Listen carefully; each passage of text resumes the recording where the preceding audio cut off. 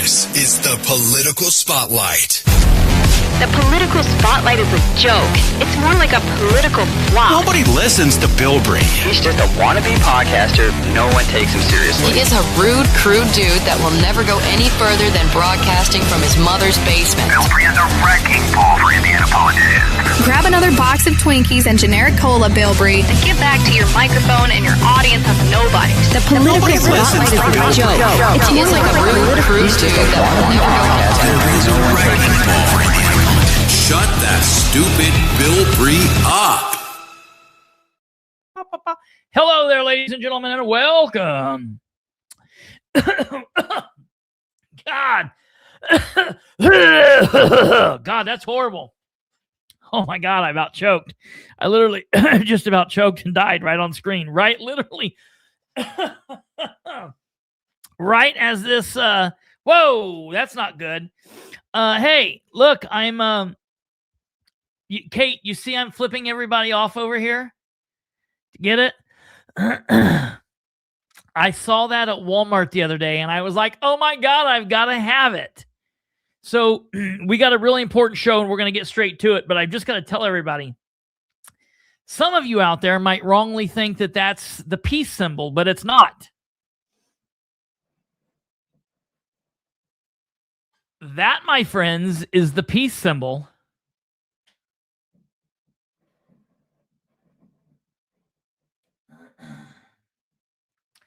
That, my fine friends, is F.U. By the lovely British. You know, over here in America, it's this. But long ago, when Frenchmen would... I'm still choking.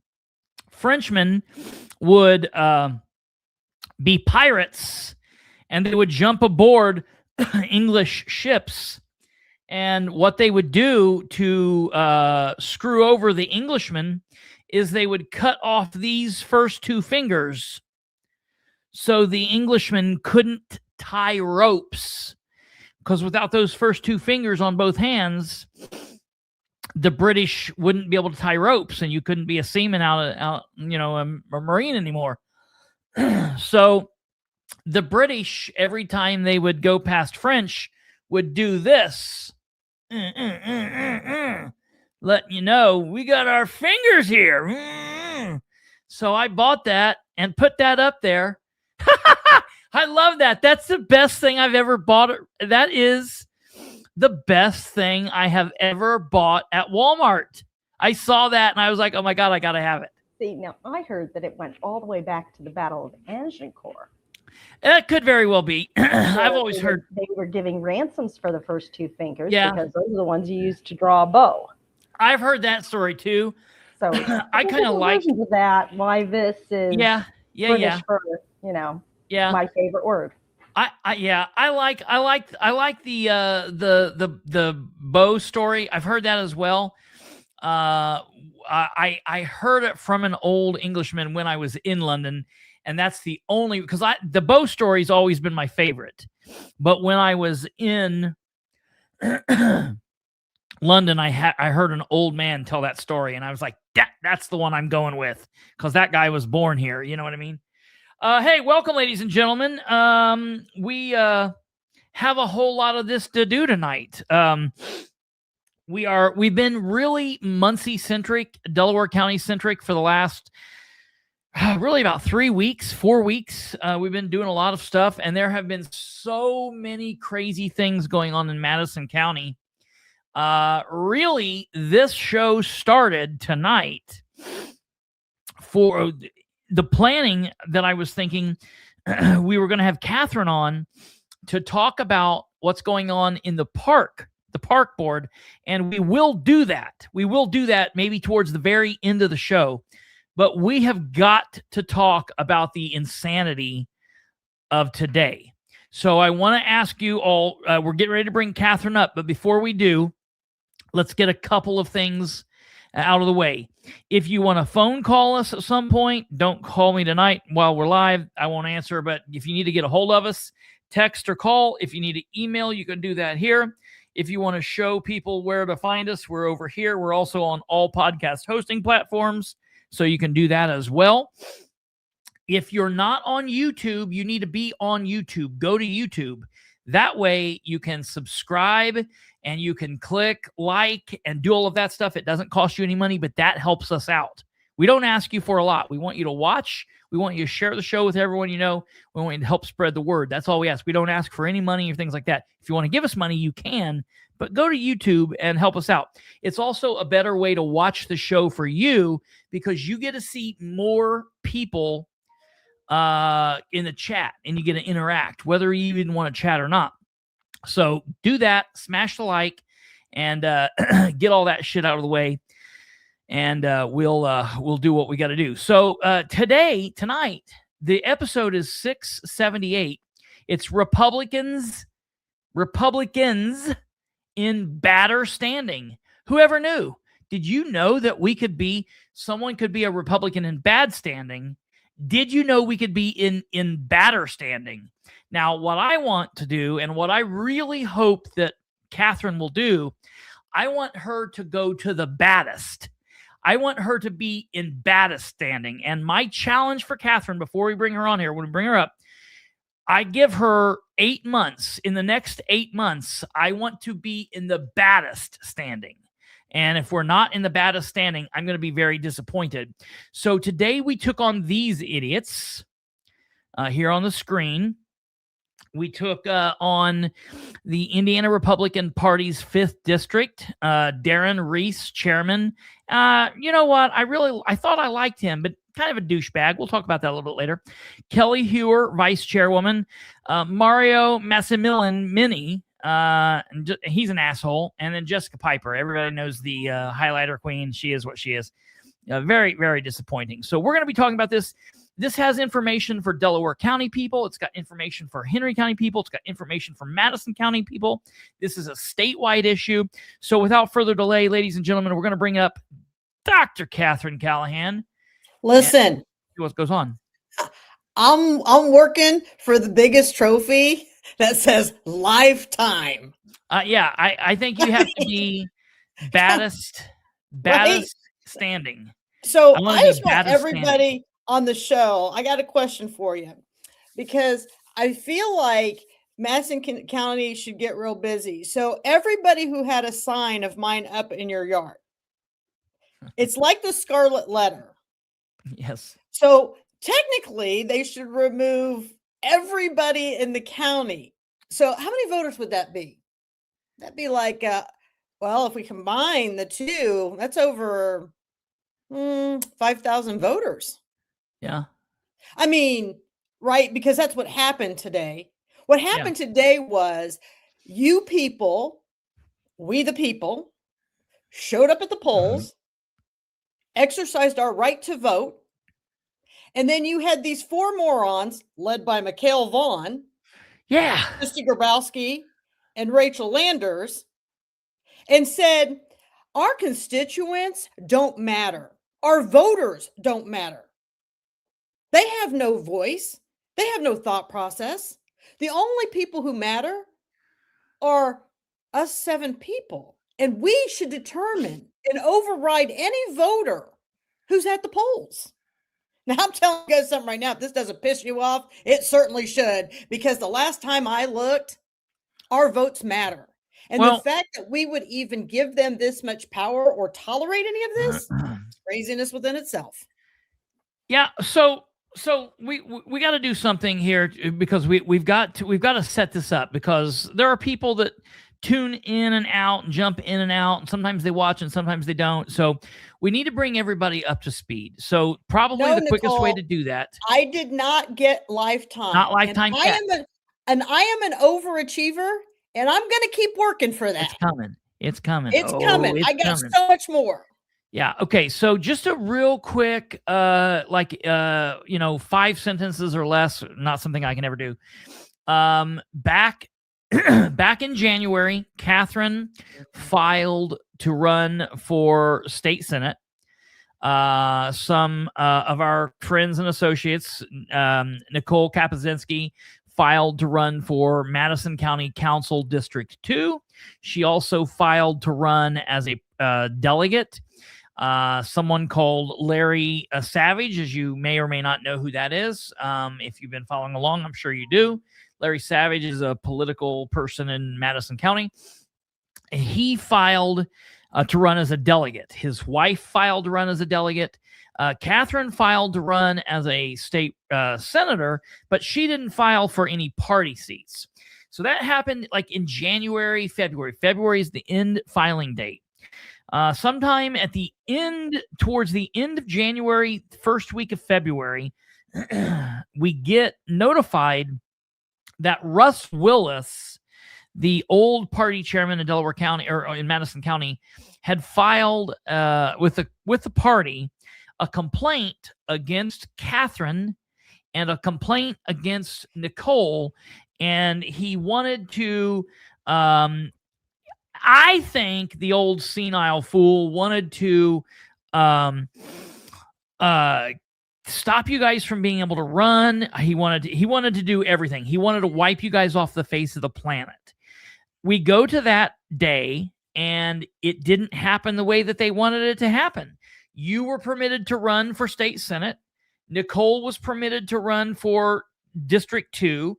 She was permitted to run for delegate. You were deemed a Republican in bad standing. Now I'm badder. Now you're badder. So you were a Republican in bad standing. Nicole was not a Republican in bad standing. She was just publicly admonished. Look out, kid. Doing it again. Okay, so she was admonished, and basically that meant nothing. And so what they said is you couldn't go to party events. The party wasn't going to help you run your race, like they weren't going to in the first place. And the party has never helped me in every race I've ran. Yeah. So we go on. We run an election. The election runs. Unfortunately, Katherine did not win the race. She won in life. She didn't win the race. Nicole did not win her council seat, but she did win the delegate seat. And it wasn't that she just won the delegate seat. She beat some pretty big players. She beat Todd Culp. She beat Chloe Aganost, Kyle Pierce's wife or husband, or whichever one. I don't know. I don't know which way they flowed over there. But his partner, we'll call her. And then Larry beat those people as well. Now, Larry's wife, who also ran, she did not win, but Larry did. And so that means, and this is a big thing, because that means Nicole and Larry were voted by voters of Madison County to be the delegate, which means not next weekend, the weekend following, the 19th and the 20th, they're supposed to be going to Fort Wayne to vote in the couple of state races, like who we want to be the Secretary of State candidate going into November, and the comptroller and the treasurer, maybe. Okay, so those three races. Nothing major, except this Indiana Secretary of State's race has really picked up here as of late. So that's going to be a big one. And the party just simply does not want Nicole going up. The party does not want Larry going up. I was told that they would appoint me in Delaware County if I didn't win my race. In my race, it was supposed to be the top 5 vote getters. And I was the 6th. I beat out like 13 other people. But I didn't get that 5th spot. And they were going to appoint me in one of the other spots. But as soon as I lost, Tim won't answer the phone. Which is a big part of what we're going to be talking about today. So we moved on with it. And a couple of weeks ago, we actually talked about that here on the show. I think the last time Katherine was on, or maybe 2 times ago, out of the blue, they get notification that Mikhail Vaughn, Mickey V, a very gross individual, okay, just scuzzy. Like listen, he's even had voter fraud. And he's a Republican you want as a role model? No. He is not a Republican. He is a trans Republican. There you go. He's a Democrat who woke up one day and he felt himself and he felt, no, I don't really feel like a Democrat anymore. He was a Democrat. And one day he woke up, looked in the mirror and said, I don't feel like right. a Democrat anymore. Let me go and be a criminal on the Republican side. I got arrested and charged and convicted as a Democrat. It's time for me to be a Republican now. In order to be a Republican, you have to have a couple of felonies, I think. See what I did? I'm waiting for my bad standing. Technically, McHale should be charged with a criminal misdemeanor for electioneering in the shoot with Christy Grabowski and Jonathan Kolb. Now be careful. When you say shoot, you're not saying shoot, get the gun, shoot. CHUTE. Yeah, it's morons. It's CHUTE. It's a whole nother word. And what people need to understand is, because we'll be all over the place tonight because it's Katherine and Kristopher, but when it comes to that shoot and the electioneering in the shoot, people need to understand that 2 years ago in 24, Russ came out with a measuring tape while McHale and Christy eagerly looked on and knew exactly where the line was to electioneer at. Well, because he did that because he was trying to get you in trouble and other people out there. And so they came out and they literally getting the tape measure and saying, this is 50 feet or whatever the feet is. And it's like doing what they can. Okay. Doing that. And then what's funny is very much like the Delaware County Election Board, when they want to kick Troy Ingram off the ballot because of a Scribner's error, then the next year I find Scribner's error and I file complaints and they're like, no, we don't do that. That only mattered when we wanted to do it. Well, very similar. Katherine gets in trouble because she had her heel in the chute one day. And then she's like, okay, well, I won't do that, because most people, if you don't know you're doing something wrong and someone tells you, you say, oh, okay, my bad, I won't do that anymore. And then you govern yourself accordingly. And so then you think, well, if I see somebody doing that, I will notify them, hey, you better not be doing that. Well, when they did that, it turned into some bloody battle, and it was crazy, and everybody got their panties in a wad. And then somehow Katherine gets in trouble for doing the same thing Russ did. Like Nicole got in trouble for it, and that's what all this is. So Nicole loses a race against McHale and but prevails in another one. Yeah. But a lot of times people who run against each other, if one person beats a lot of times you think, well, you could be the bigger person and back the person. But what if you're running against them because you truly don't believe they should be in government? I will say this. There are times when there are candidates that don't have an issue with each other, and it's just may the best person win, and then whoever wins, the other person will back.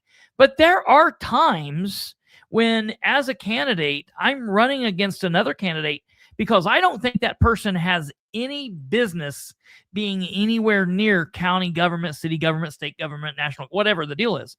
And so sometimes you can't just say, all right, I won or I lost and I'm going to back you just because you're a Republican. That's not how it goes. If Ted Bundy is your opponent, and I'm not saying anyone here is like Ted Bundy, I'm just saying if you have a serious issue with the person that you were running against, you're not going to just fall in line and be like, okay, it's good to go.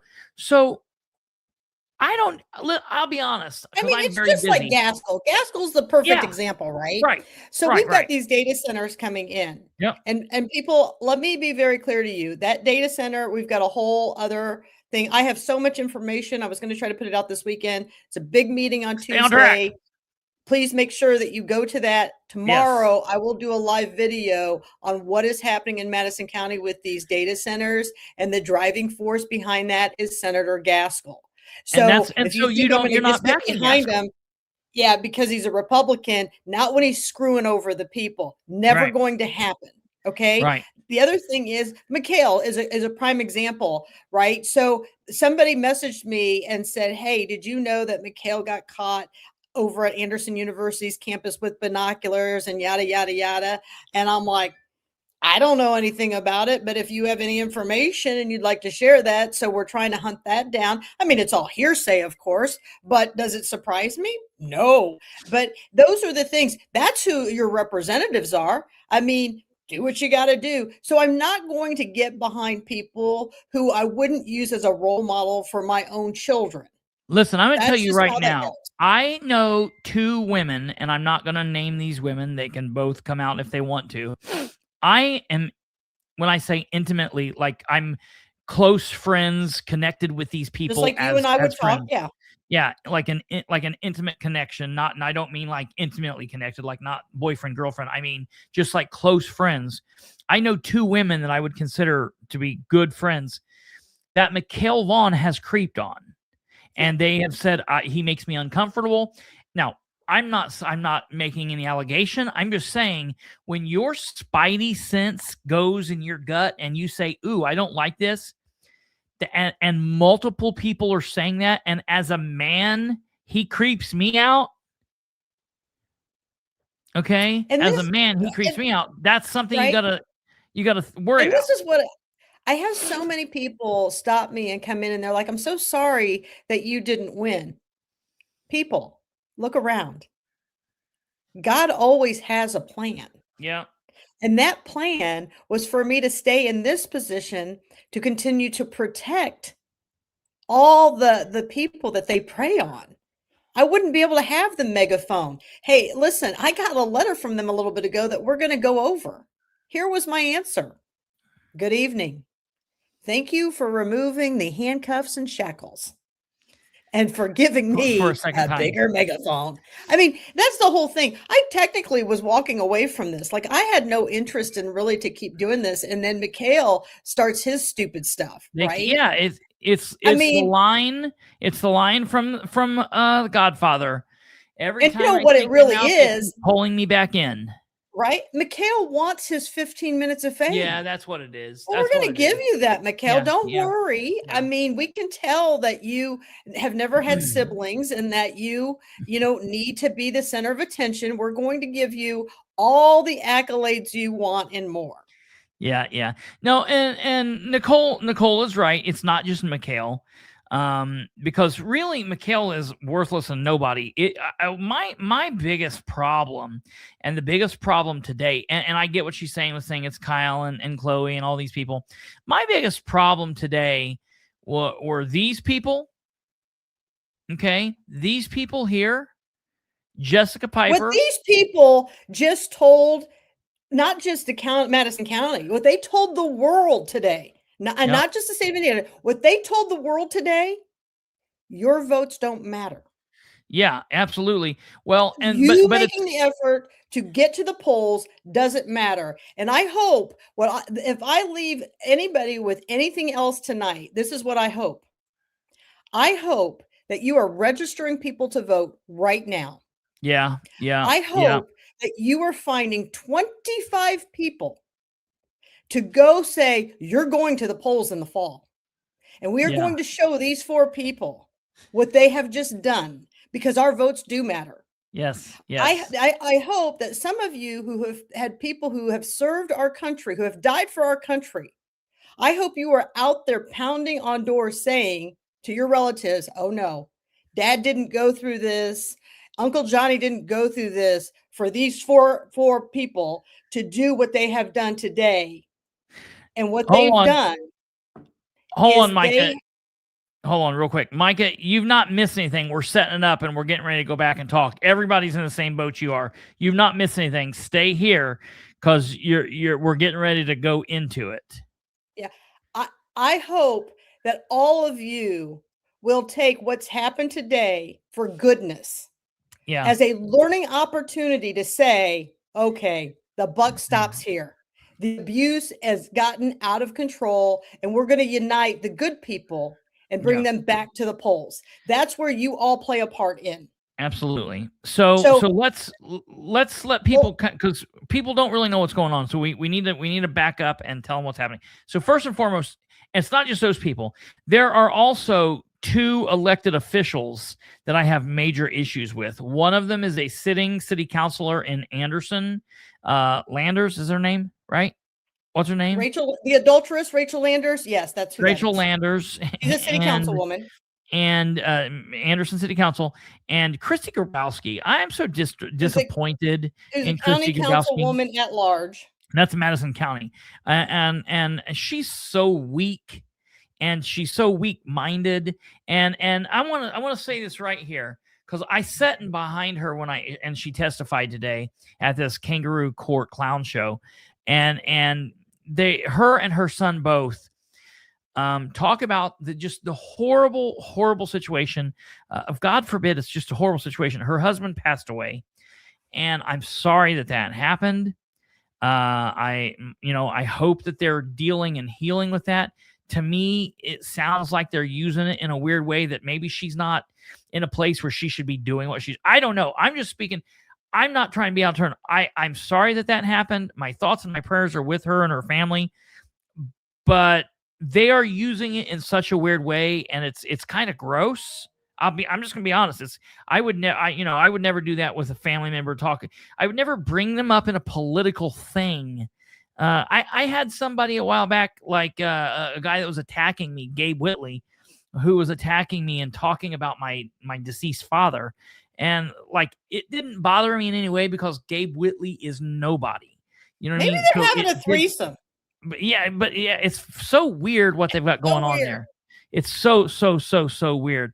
So my thoughts and my prayers are with them, but nothing that's going to be said tonight has anything to do with her husband, or anyone else in her family. The only reason her son got brought up into this is because he brought himself into it. No one. And he wanted to protect his mommy. We don't go after families and people of families. But when you're a politico, or when you're helping the candidate and you're engaging, you're not just a private citizen. Okay. You can't have a toe in and a toe out. You either are in or you're out, and you got to do one or the other. So this second complaint that was filed against, actually, there were a couple different people that filed complaints. They filed a complaint against Katherine. They filed a complaint against Nicole, and they filed a complaint against Larry. And it was Mikhail and a couple of other people, but Mikhail was the one that was like orchestrating this. He was there.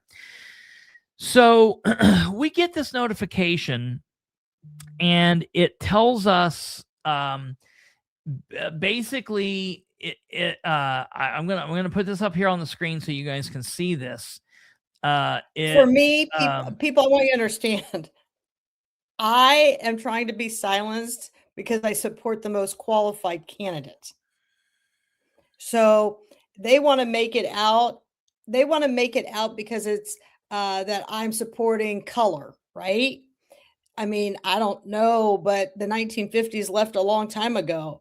And so I'm not supporting blue or red, kind of like black or white, supporting the most qualified person fit for the role. And so because of that, I'm being, I'm given 50,000 lashings for that. I almost feel like the Scarlet Letter, right? Well, so, go ahead. And I didn't even impregnate anybody. Okay. But I just want people to understand that the biggest problem they have with me is educating the voters. They don't want you to be educated on both candidates. They only want you to blindly go in with no brain and vote for their cult, because that's what we have tonight that's making the judgment. And people, Katherine, where was the thing that you just sent me in Messenger? Yeah. You mean my letter? No, the thing that you got originally. An email. It was, yes, that's what it was. That's what it was. So here's the thing. I don't really care what they do, because as you people are watching tonight, Kelli Heuer, Darren Reese, Mario, maybe you're having a drink with that. Who else? Jessica Piper, Mikhail Vaughn. I hope you choke on your tobacco. I just want people figuratively to speaking. understand. No, not really. Kristi Grabowski, there's nothing in me that has any type of sorrow for Kristi Grabowski by any means. My mom was a single mom, and she clearly raised a much more ethically sound person than what Kristi and her husband have raised. And I am going to say that at this point, because anybody who has any type of morals would know that this has got to be the biggest bunch of horse crap I've ever seen. And so I just want people to understand, I'm always going to continue to support and inform the people on who the best candidates. And this is what I'm looking for. People like this, hard Republican here, and I'm voting left on several races in the fall. That is exactly what I want. Well, and okay. I hope that we will do much of that. All right, we still got to set kind of the foundation of here what's going on. So they get this complaint. Okay. And I want to say this. I want to be very clear about this, because of when they picked this and how they picked this day. And you're welcome, Micah. I'm going to say this right now. Everybody is going to be able to hear this hearing, and it's very strange. When we went to the first hearing in February, they were very clear about the rules when we went in. Matter of fact, they wanted us to give our phone to the cops. And, look, I'm not doing anything illegal, but I'm not going to just hand it. And I'm really good friends with the cops. It was the sheriff of Delaware County and the chief deputy. And those guys are not trying to screw me over or hurt me. But listen, I was a cop, and both of those cops would do the exact same thing. I'm not going to just willy-nilly hand my phone over to a cop. Thank you. I'll go put it in my car. I have a Fourth Amendment right, and I'm not going to just hand my phone over to anybody. Not a cop, just anybody. I'm not going to do that. So I took my phone out to my car, and they said no recording. And I agreed to that. If I wanted to have recorded them, I would have. But I said, okay, I have got no problem with that. You told me no recording. I didn't record. Today, when I went to the hearing today, I left my phone in my car because that's what I was made to do last time. So I thought about that. But when I went in there and they started the meeting, and you'll hear it, they did not at once ever say, do not record this. And since they didn't say, do not record this, guess what my ass did? I recorded it. And you're going to get to hear it, every bit of what happened. But we want to set this. So, and Catherine's not heard this. No one's heard this. You guys are going to be hearing this for the first time. No one else has heard this other than who was in the room. Because and we've got to set this. I really feel, Kristopher, my role and your role, Kate's role, Nicole's role, Larry's role, it's really to expose just how dirty all this is. I really believe that's why I've been sent into this whole thing is for the people. Yeah. And so and here are the people, Katherine is not a dumb woman. Who? You honestly think that we would go without some type of device? Well, yeah. I mean, I walked in there with my laptop. They knew I had my laptop, and I'll play by the rules. If they tell me not to record, I won't record. I'm fine with that. I can take notes. I've got a brain. I can recount. They simply didn't tell me not to record, so I recorded. Well, I won't play by the rules because they don't play by the rules. Well, you're not in. They threw you out. I mean, they told you weren't part of the party in February. So I don't even know why they're still doing what it is. So keep in mind, in February, they told her she was in bad standing for a year. So the point that they want to call her in June and say, hey, we just want to make sure that you're aware you're still in bad standing is nonsensical bullshit, okay? Yeah, because I thought I had a get out of free jail card in February. Well, that's the thing I brought up to them. I don't like what they did in February because of the First Amendment. I don't agree. Being a Republican or being a Democrat does not mean that you have to lay down and kowtow to all other Democrats or Republicans or libertarians. You are an American and you have a right to do and say as you please, as long as it's not a crime, and you have a right to support who you want politically. And they cannot like it and they can get butthurt all they want by it, but that's not a game I'm ever going to play. And they're not going to like it and they don't like it, but that's the issue. So, but they went even further of telling you you're in bad standing in February. So you just were playing by their rules that they put forward, and they still didn't like it for some reason.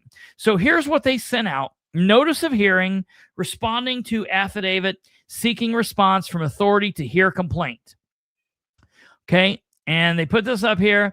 Notice of hearing is issued pursuant to the rules of the Indiana Republican State Committee.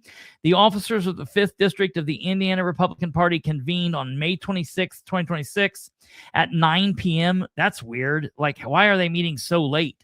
To discuss an affidavit seeking response from authority to hear complaint that was filed by Mikhail Vaughn against Katherine Callahan and Nicole Kapuscinski, and then the other guy, and Larry Savage. All right. A copy of this affidavit is attached. The purpose of the May 26th meeting was to determine if an affidavit was properly filed and if there was merit shown in the affidavits and evidence included therein to warrant a hearing before the officers of the 5th District of the Indiana State Republican Party. It was decided that there is merit set forth in the affidavit to warrant a hearing before the officers of the 5th District of the Indiana State Republican Party. The hearing is set for Sunday, June 7th, 2026 at 1 p.m. at the Van Buren Township Trustee's Office, located at 813 East Mill Street, Summitville, Indiana, 46070. Hearing procedures will be provided to all parties prior to the hearing date, dated this 27th day of May, 2026. Jessica Piper, Secretary. And then it's got the complaint here and the complainant, and he says violation of Party Rule 125 for endorsing several Democrats on post dated 5/9/2026 following her defeat in the Republican primary, unable to file for any party office, to be found in bad standing for a period of no less than, Mikhail wanted her to be found in bad standing for no less than 25 years. So he wanted her to be in bad standing for 25 years. I don't understand why he didn't say a lifetime. Yeah, that's crazy. 25 years. I mean, come on, guys, go for the gold. Because I am. Yeah, right.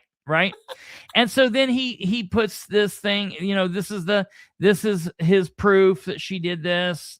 These are the exhibits, his whatever. biggest thing he says is that I mock them. Yeah.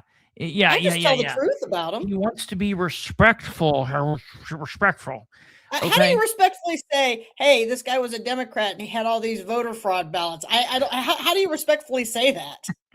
Do I say, maybe I do it this way? Bless his heart. Is that how I say it respectfully? I don't know.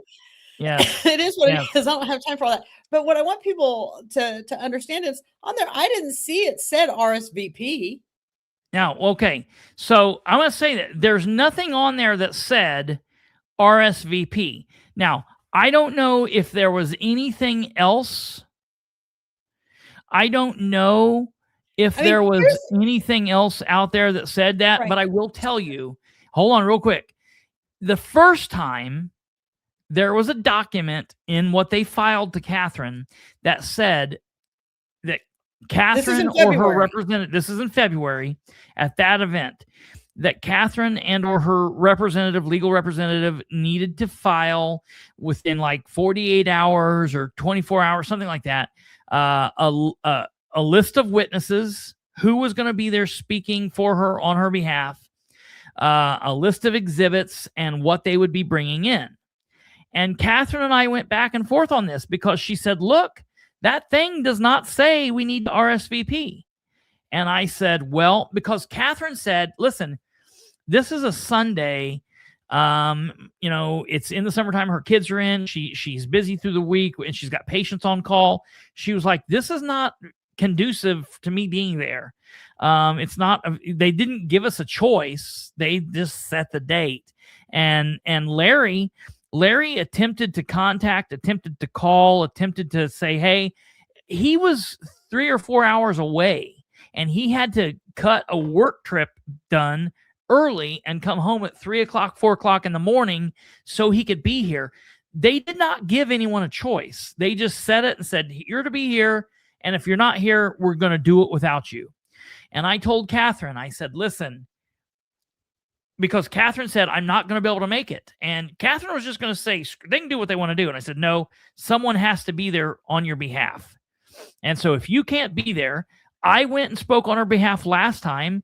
Laureen White, an attorney that represented her at that point, went and spoke.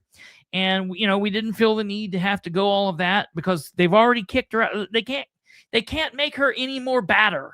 Make her badder for a lifetime. You know what? I see your lifetime. I raise you 2 lifetimes. If she comes back, she, make her a bad Republican as a little white boy if she comes back. You know what I mean? Whatever she's going to be. People are sending me the craziest stuff tonight. I love all of you guys. Yeah. This is so true. I mean, yeah. Well, so we're over the target, Kristopher. Absolutely. Yeah. Uh-oh. Yeah, that's a great picture. Hold on. I will go back and get that. Oh, hold on here. I gotta do that. All right. People are sending me all kinds of things. My phone is going crazy. No, I have to share it with you guys. This is stuff I just can't keep to myself. Oh yeah, it's great shit. So on Friday, at about 1 o'clock, somewhere noon, I contact Katherine because I will tell you, the secretary of the 5th District is somebody that I'm very familiar with. It's Jessica Piper. Jessica Piper, for those of you that do not know who she is from Madison County, you don't probably know her unless you've watched the show. Jessica Piper is a duly elected Delaware County councilor. She's an at-large counselor. I call her the highlighter queen. She's always in yellow. Her hair is really a big poofy. Looks like she stuck a fork in a light socket. Always very bright and happy, like to the point of like, God, it makes me want to gag because it's so fake. You know what I mean? Oh, hi, how are you? So ridiculous. She's the secretary. She loves being in those positions. She likes taking notes. She likes typing on little keyboards and writing with her pen. What she doesn't like to do is some people need a title to feel important. Yeah. Oh yeah. She's could care less. One of the things that she doesn't like doing is she doesn't like being a responsible adult. She doesn't like to pick up her phone. She will not text. She will not email.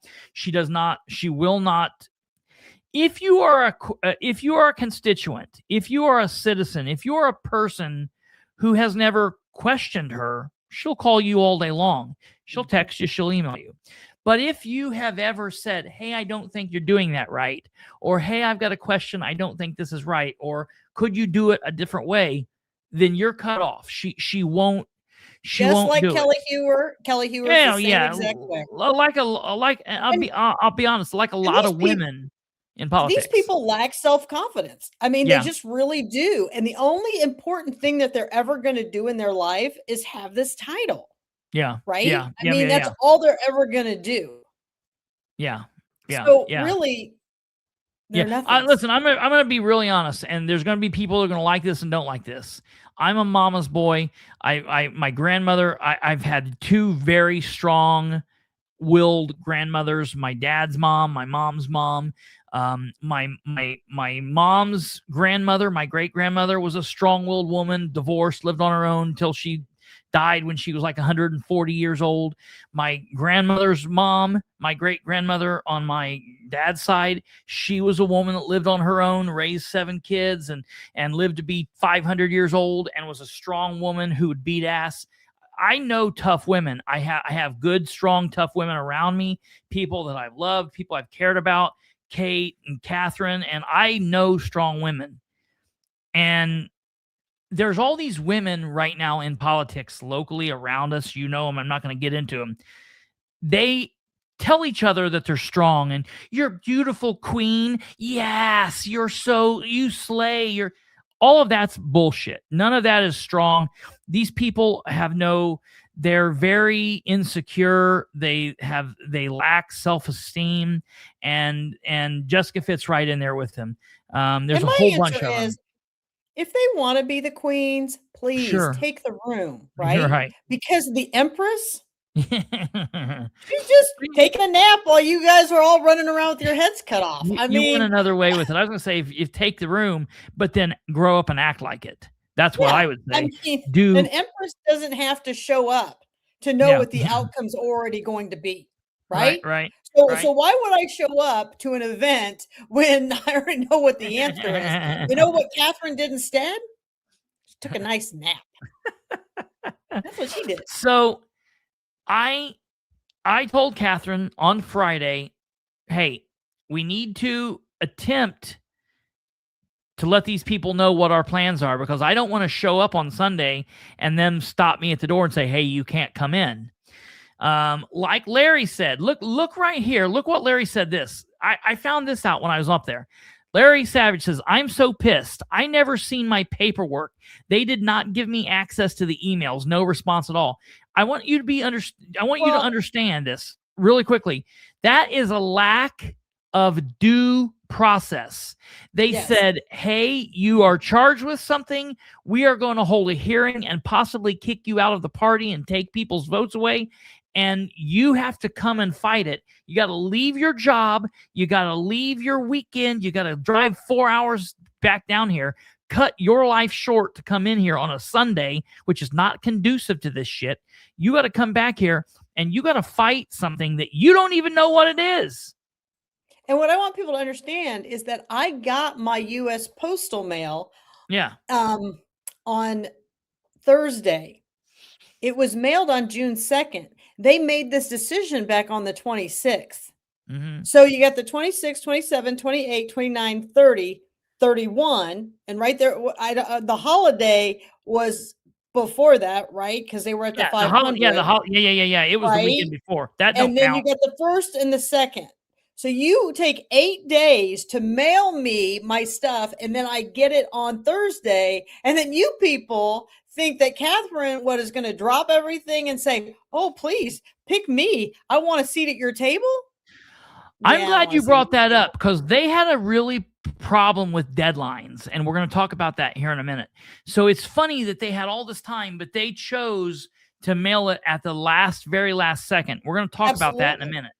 So, because in the first one in February, it was right to me. So here's the point of all this. They know better. This is the game that's being played. And like when Kristopher said, now, Catherine, come on, somebody has to go to that meeting. And you know what? I said to Kristopher, you're right. Somebody has to educate the people. So please take this and run with it. Mm-hmm. I was totally fine with it. The people deserve to be educated. So on Friday, I'm talking to Catherine on my cell phone, and I say, top shelf, Stumblefoot, top shelf, baby. Yeah. I say to Catherine, hey, we need to call the secretary real quick. And listen, if the secretary would have been Mario, we would have called Mario. If the secretary would have been Darren, we would have called Darren. If the secretary would have been Kelly, we would have called Kelly. We called dumbass highlighter queen Jessica Piper because she's the secretary. If she doesn't want that job, she needs to hand it over to somebody that will take it serious and will do the work. Okay. So I said, we need to call her. And I started to call her on my cell phone, but I thought, if I do that, she's going to see Kristopher Bilbrey and she's just not going to answer. So what I did is I hung up on Catherine and I called her back from another phone number. I had someone next to me. I grabbed their phone and I called her, the highlighter queen, on a totally unknown number to her. I called Katherine first. Katherine and I are on the phone call, and I three-wayed into Jessica. Now, what a dumbass, because I'm always, in my fault, I'm always thinking these people are going to adult and do the right thing. I should have recorded this phone call. I didn't. Katherine, hand to God, did I make this phone call? Did you hear the phone call? Yeah. Okay, and we heard that Jessica had an answering machine. We left a voicemail. I told her to call me back. I said, "This is Katherine. This is Kristopher Bilbrey. Katherine's here." I made you speak so she would know that you were there. Yep. And you spoke, and I said, "Please call us back." I gave her my number because at that point she knew it was me, so I just gave her my number. I said, "Call us." And Friday night came and went. I never got a phone call from her. Now, so because they were saying I was lying today, and you're going to get to hear this. I'm going to put this up on the screen. And now, I shouldn't block out her number because she is a public official, but I am blocking her number out because I'm not doxing her, because this is going out to everybody. So you mean to tell me that you have spoken to Jessica Piper at this phone number, that this is her personal phone number? Yeah, this is her personal phone number. So you're not calling an office. I'm not calling. No, this is her cell phone. Okay. Because she doesn't work during the day at the office. She's a counselor. So I called her cell phone, as they give out, and they give out to constituents. I know it. I have all of the. She's a counselor. Like, that's what she does for a living? She's a Madison County counselor, or Delaware County counselor. She's an Yeah, she does it for a living. She's a Delaware County counselor. What are you talking about? Oh no, what does she do for work? I don't know. Some bullshit thing. Nothing. She's like, because if she's a counselor at work, or like that's her job. No, not medical. You need to go get your refund on your money, because she can't counsel anybody. Yeah, no, nothing like that. I forget what she does. She's like some kind of analyst or something. She makes a lot of money doing. She just recently got a new job. I know that she lost her job or got fired or something. Something happened and she got a new job. Huh? Isn't she a professional cheerleader? Yeah, right. That is true. She wishes she thinks that she still is a Boilermaker cheerleader, but it is what it is. Yeah. But I called her. Here it is. Here's her phone number.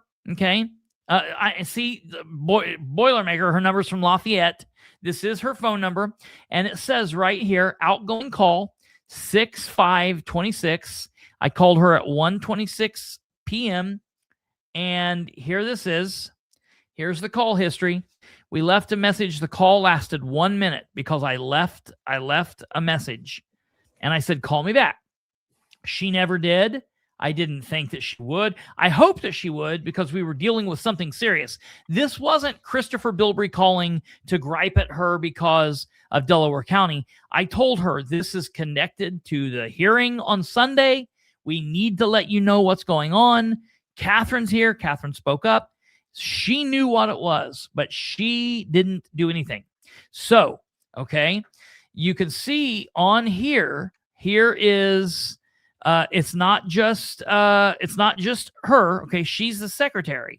So when she didn't do what she was supposed to do, and when she wasn't an adult, here's Jessica. I then did what I thought the only next best thing to do was. I reached out to the chairman, Darren Reese. Now, I will tell you, I have never publicly spoken to Darren Reese before, like on the phone, other than I addressed him, the chairman, in February when we had the first bad standing hearing. Okay. And a couple of weeks ago, when I noticed that Tim Overton, the Delaware County chairman, was not answering my phone and he was just going to let it go and he wasn't going to appoint me and he wasn't doing, I reached out to Darren for counsel and I asked him to call me. I messaged him on Facebook and I said, "Hey, I'm having a problem with the Delaware County chairman. You are the chairman of the 5th District Committee. I want to talk to you about what's going on with Tim Overton, an issue I'm having, and I would like you to get back with me." And he called me and I was tied up with something, and then I text him back and he texted me back. And so we text for a few minutes, but then we ended up not ever connecting. And that was about 2 weeks ago. Okay. So then with this, I knew I had his number because he called me. So I then tried, first what I did was I sent him a text message. Hey, and this is Darren's number again. I blocked it out. Hey, it's Kristopher Bilbrey. I'm calling about the 5th district meeting that you guys are holding tomorrow. This was on Saturday. If you could, please give me a call back at, and I gave you my number. I would like to speak with you for a second. Okay. Well, he called me back. He called me back at 12:23. I text him at 12:10. I text him at 12:10 p.m. in the afternoon. And he called me back at 12:33. And I happened to be standing with a couple of friends at the moment. I couldn't talk to him. So he called me at 12:33. And I didn't answer. And he then texted me, tried to call, missed you, and your mailbox is still full. I'm pretty swamped today, but I'll try to answer any questions I can. I'd hope you understand that I cannot speak about anything in detail regarding the matters, but feel free to text if you like. Then he texts back, I understand the mailbox being full thing. It's kind of a little joke. I do not mean any offense. And he's one of these guys that's like, I don't know why they can't talk about anything in detail. I really, mean, this is for the people. Yeah, right. Yeah. What do we have to hide? It's so strange. It's so strange. It's very, very weird. Well, and it's funny that he put this thing on here about the mailbox, because when you call this guy and he doesn't answer, his voicemail picks up and he says, hello, this is Darren Reese. My voicemail's not working, so please text me instead of leaving a message. And it goes beep. And I'm like, your voicemail's working just fine, you jackass. You just don't want to check it. You just want people to text you first. Lazy and afraid. And listen, I'll come back about that in a minute. If I don't say it, remind me about the afraid. Remind me about that. So he does this, and he's wanting me to text. He doesn't want me to call. He does not want me to call him. Because he doesn't want you to record him. Yeah, well, yeah. Well, we'll talk about that too. So I'm like, nah, I'm not playing that game. So I get done with him, okay? I get done, and oh no. So what this is what happened. I see it here. I called him at 12:09 because I had it, and I didn't text him. I called him because I had it, and I knew this was serious. So I called him at 12:09. He didn't answer. I then text him at 12:10 in the green, and I said, hey, call me. He then calls me at 12:33, and I miss it. And then he texts me that tried to call, and then I called him back. Here we see I called him first at 12:09, and he didn't answer. I missed his call at 12:33, and then at 12:59, I call him, and you can see here we talked for 15 minutes and 25 seconds. Okay, this is Darren, and we spoke on the phone for 15 minutes and 25 seconds. And here's how this phone call went. He answers. I said, hello. He said, I have to ask you a question. Are you recording me? And I get it's so funny when people ask me that, because I'm like, yes, I'm recording you. No, I'm not recording you. Stick it up your ass. I can lie to you and be recording you. I wasn't recording him. I wish I was. I'm a dumbass for not recording him. I should have recorded him. I should have had that conversation on recording. I'm a dumbass because I didn't, because it would have just bolstered this case. Listen, I tell those guys all the time, and I can't believe even if I say you, why are you recording? I record these idiots. I know. I tell people that all the time, and I get caught on it all the time. Anyways, so, and I even told him, I'm like, look, I'm not recording you, but you know as well as I do, I don't have to tell you if I am, but I'm not. And he's like, okay, well, just so you know, I'm not recording you either. And I was like, I don't give a shit. Record me all you want. I don't care. That's how I am. So then we proceed to have a conversation. And I say, well, I'm calling you about tomorrow's hearing. And he says, well, I can't say anything about it. I said, I don't want you to say anything about it. I'm calling to tell you we've got a problem. He said, what's that? And I said, well, you remember I spoke on Catherine's behalf in February. And he said, yes. I said, I'm speaking on her behalf tomorrow. And he said, good. I said, but we've got an issue. I attempted to get this information like we needed to in February. I attempted to do that yesterday with your secretary, and she would not call the phone. And he goes, oh, no. And I was like, yeah. I was like, we got a real problem with that here in Delaware County. And I told him, I was like, that's even what I wanted to talk to you about a couple weeks. So then, but it's what the people tolerate. You get the government you tolerate. Yep. Absolutely. So we then stopped talking about District 5 for a second, and I went on and told him my situation about Tim, and he's like, yeah, he's like, it sucks. He's like, he was like, you're not going to like what I got to say. And I was like, I already know what you're going to say. You can't do anything about it, and you can't make him call, and you can't make him talk, and you can't make him be an adult, and you can't make him be a grown-up. And if Tim wants to be a dumbass and wants to be a scared little fraidy cat, then it is what it is. You know what I mean? And see, that's what I don't understand. I don't understand that.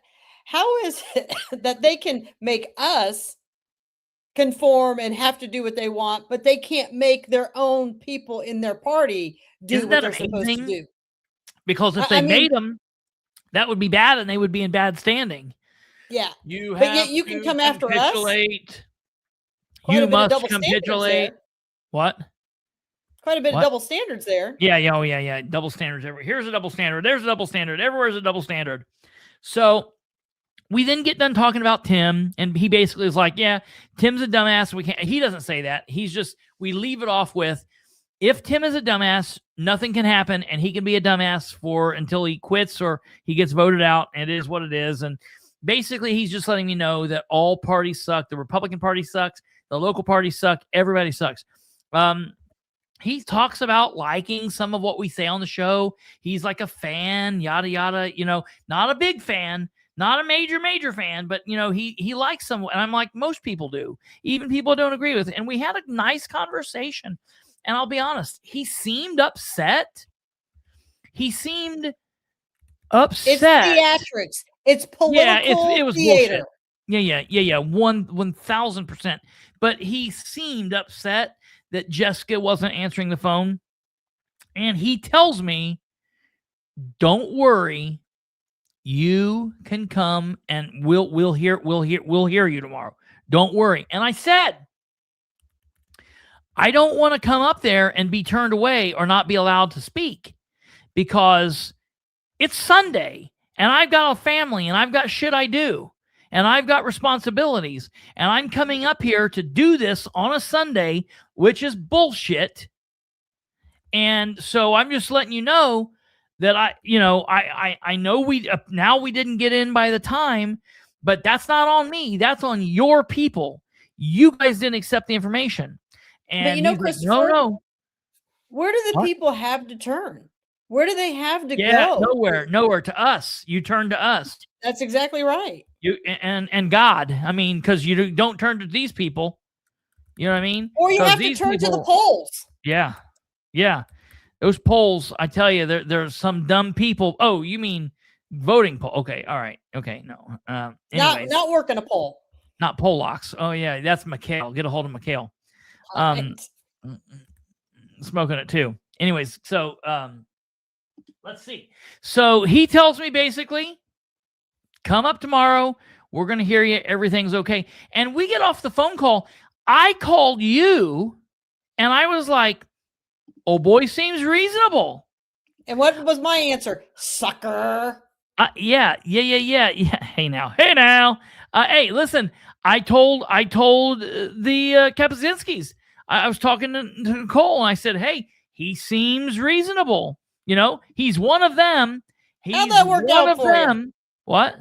I knew it was all bullshit, but I was like, he's one of them, but he seems reasonable.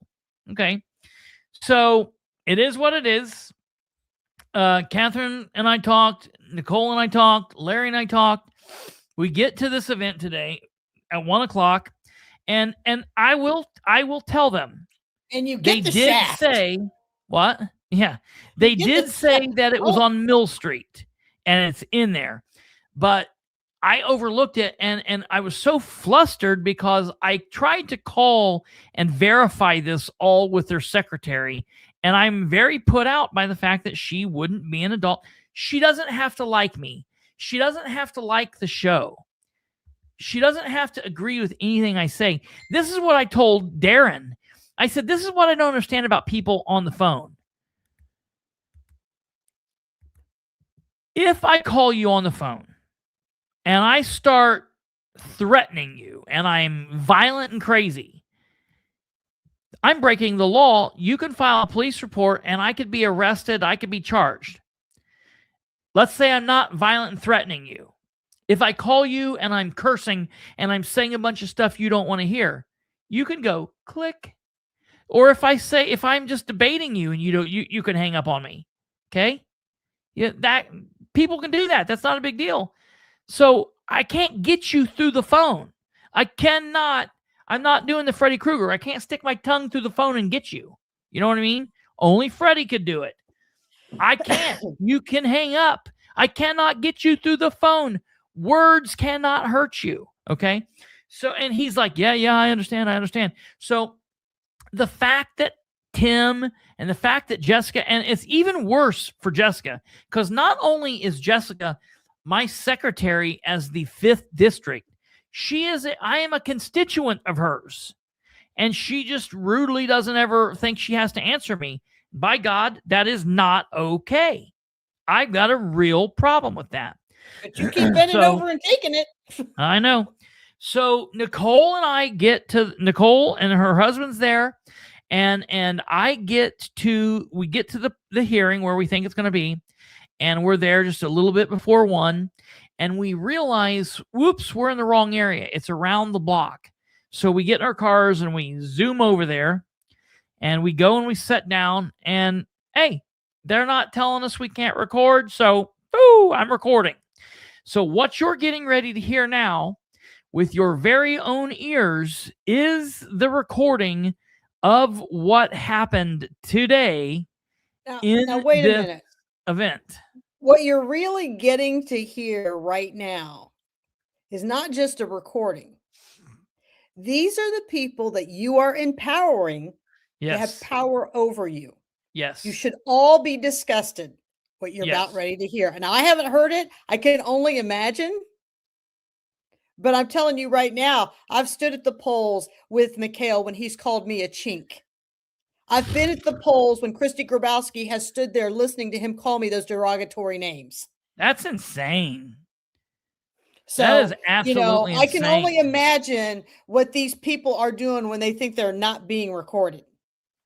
Oh, yeah. That would be crazy. That would be absolutely nuts. Now, I want you to see this. We've got 2 things that you're going to hear, okay? We've got a phone call, okay? We have a phone call that you're going to hear a little bit later that I made today to Piper. You're going to understand that, okay? And that's there. And then this other thing is the recording, okay? There are no cuts. There are no edits. I started the recording from before I walked in, and I stopped the recording when I walked out. What you're getting ready to hear is what it is, okay? As it is. Now, after we do this video, later tonight or tomorrow, I'm going to put this out as its own video, just the raw recording. So you guys can later go back and listen to it if you so choose. But we might jump through some parts. And the only reason I say that is for brevity. I'm not going to jump anything that matters, and it's not anything that's like, ooh, makes me look bad. You're going to hear it all, warts and all, and I am going to put out the full raw recording. And I'm going to tell you, and for those people out here, there's like, ooh, Mario's my friend, Jessica's my friend, Kelly's my friend, Darren's my friend. Every single one of them, all 4 of these people were ridiculous today. They were out of control today. Mario was an asshole and was loud and out of pocket. Jessica is ridiculous and not an adult. Kelli Heuer is a bump on a log. She could have not been there. She could have been dead. She did nothing. She is worthless. And Darren, the truth. Darren is a little boy. He is a little boy, and it's scary. It's crazy. When I said remind me about being scared, that's what it's about. He was afraid I was recording him, and that's the reason all the nonsense with the phone things. They are so afraid, and you don't ever have to be afraid if you're telling the truth and doing right. There's nothing to be afraid of. But these people are afraid of their own shadow. And all people right. need to understand, when these people show you their true colors like this, oh, believe them. Absolutely. Yeah, 100%. Absolutely. Okay, so ladies and gentlemen, here goes.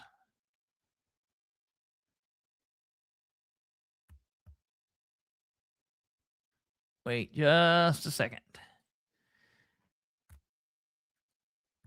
You're not hearing that, are you? No. Okay, I thought I messed that up. Okay, let's see what this does.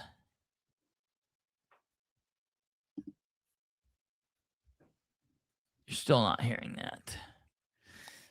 Okay, I got to figure out why. What I got to do to make this happen. Well, I can talk to everybody while you're doing to get that up. Oh, I know what I got to do. Okay, right here. Oh, this is, I get it. I got it. I'm just playing on the wrong thing. Yeah, keep talking for a second. So I just want people to understand, if you want to give these people all this power, go ahead.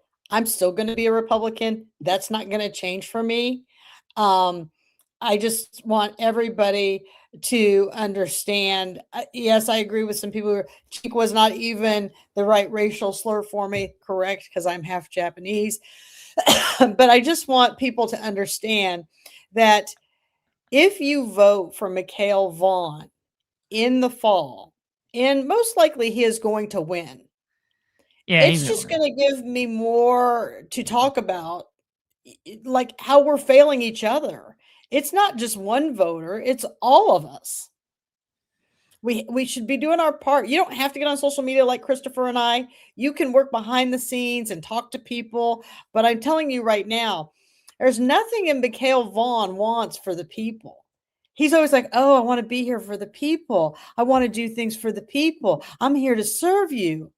You know what he says to me? Katherine, you got to be street smart like me. You got to know how to work. Yeah, you got to be street smart. Girl, so you got to be weird. Street smart. Yeah, I mean, he just strange as all get out. He's such a creep. He is. And so, I mean, at the end of the day, I guess you can let these current elected officials burn the whole county all the way to the ground, because it's definitely headed that way once we start talking about these data centers.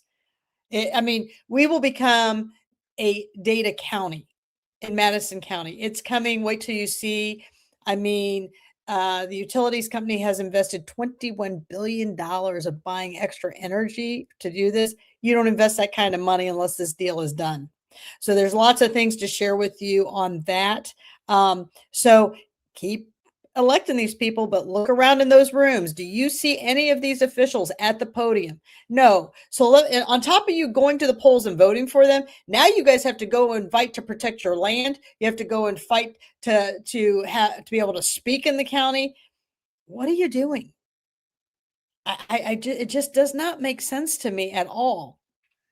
And so for anybody who really wanted to believe, and, you know, Nicole wasn't going to go to this today either, but I told Nicole she should go, and she did agree to go. But I'm like, because she still is a Republican that was in standing. Me, what are you taking from me, Mikhail?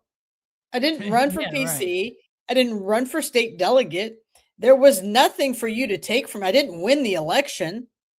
You just wanted your 15 minutes of and had you won the election, today could have done nothing about that. Exactly. As long as you have 2 Republican votes and or 2 Democrat votes consecutively, you get to run. It doesn't matter if Kelli Heuer likes you or she's disgusted with you. It makes no difference. The same thing with McHale. These people have no power over that. What's a state delegate actually do? I mean, answer me that. Okay. So let's take this for instance. And I know some of you on here are state delegates and you take a lot of pride in that. They are important. It is important, but at the end of the day, think about this. You put Diego in a seat and he's been a complete cluster. All right. Okay. So fool me once. Oh, and listen, and here's the thing. And they were all happily going to put him there again and didn't want to hold him accountable until just a week ago, Beckwith too. Right. And 2 weeks ago, everybody's like, oh no, not him now. And now they're jamming somebody else in. Yeah. My question becomes this. So does that mean that the Attorney General is a Republican in bad standing? Does that mean Senator Todd Young's in bad standing? I mean, they are speaking and mocking another elected official. Now, no, do I see it that way? No, I just feel that they're speaking the truth. Well, that's all I've done. All I've done is spoken the truth about McHale and all these other people. So what's the problem? I mean, I don't understand. I mean, yeah, Beckwith is another great example. He silences his entire congregation. None of us can speak about Peter now. Yeah. But then he can say whatever he wants about whoever he wants and whatever they decide to worship. I mean, I am totally just baffled. It's so weird how this is actually working, and it's so blatant. I mean, this is what I love about being in my position. I love being in this position because McHale, Kelli Heuer, Jessica Piper, Darren Reese, Mario Massillamany, Kyle Pierce, Chloe, you're all showing the people your double standards. You're exposing the entire party. You're doing fantastic. Keep doing it. Yeah. Because I guarantee you, I didn't gain you more votes today, even if you win. What I've gained you is more people who are disgusted with the abuse. Oh, yeah. The old ways aren't going to continue. And clearly, like I've been told, I pull a lot of votes. So in 6 years, the amount of votes that I pulled, I'm not losing these races by a wide margin. I mean, what is it, 6 to 8%? It's not going to take much more for the people who follow me to get out there and really start firing other people up. It's not going to take much more for them to get their family members to the polls to vote. Because we can't continue like this. You know why? Because I don't know that anybody's savings accounts can actually continue to withstand what's going on. And so, you know, that's the whole big thing with all of this. I just look at this and I think to myself, do you think that you're not going to allow us to be free thinkers? I mean, when I go out in public, I will tell you this. I have never been out in public where somebody has said something negative to me while I've been out. That has come up to me, to my face, and literally said something. But I can tell you the number of people who have come up to me and said, thank you for what I'm doing. Yeah. And what makes it so much better is I have been standing there at the polls when I have listened to people just absolutely dog the crap out of McHale. Yeah. Now that's what's so crazy about all this. Even the people who want to hate me, they know that I'm speaking the truth. And the people who want to be who they are on social media, I mean, a perfect example is, does anybody know there was a physical altercation last week at the health department? A literal physical altercation between two employees at the health department. And so, and one of them, there's a my case on it. And so I'm trying to get more information on that. But the big question is where was their fearless leader? Where was Stephanie Mellinger? Oh, that's right. The taxpayers are paying her to be in school and not manage the health department. On top of that, you've got Ryan Traub, who works in peer recovery. He is on social media during working hours attacking me. Oh, that's right. When he got called on it, he went and made himself a fake profile. But what happened with that fake profile? You probably should make sure I'm not one of the moderators. Wah, wah. Because I get the screenshot that it's you. So if you think you're getting on social media as a fake profile and the moderators can't see who you are, they can. Yeah, and that's so stupid. This is the craziness that continues to go on in Madison County. And I want to give a big shout out to Nicole. I want to give a big shout out to Stephanie May Stanius, as those people run some pretty big pages in Madison County. They are removing anyone who has an alias name. They are beginning to delete them as we go. Now, there's several thousand, so it's going to take a minute to get there, but they're getting there. And that's the thing, people. I don't know why anybody would listen. Just be you. It's okay. Do not be afraid. Because there's more of us than there are of them. And we have to unite as one. And so, you know, in the beginning, it was a very lonely number being one. Right? Depending on how you look at it. But it was very lonely. And then eventually, people were calling Kristopher. They're like, you got to talk to this girl in Madison County. He's like, she cray-cray. He's like, they were like, no, you really got to talk to her. And then there was Kate. And then they started talking to me. And they're like, listen, she's not. She's just speaking the truth. And then slowly, I don't know. Now there's over 4,000 of you guys that follow me on social media. And so that's where it starts. It starts with us, but we have to put ourselves out there, right? I mean, here's the thing. You have to be a little cray-cray to even do this, right? You do. You have to be an empress. You can't settle for being a queen. And so here's the thing. They have pole vaulted me to top shelf empress status. She's an independent Republican who speaks and believes in the people. And I'll tell you, because people are like, oh, well, you didn't win. I won the hearts of the people. But I'm telling you, what I won the most was that song that someone made for me.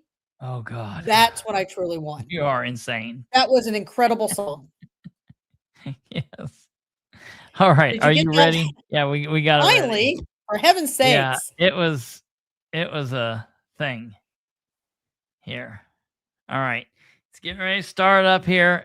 It's going around and around. As soon as it's done, going around and around, we'll get started. So I didn't know that GarageBand didn't work with this. And so that. All right, here. Okay, answer the phone call.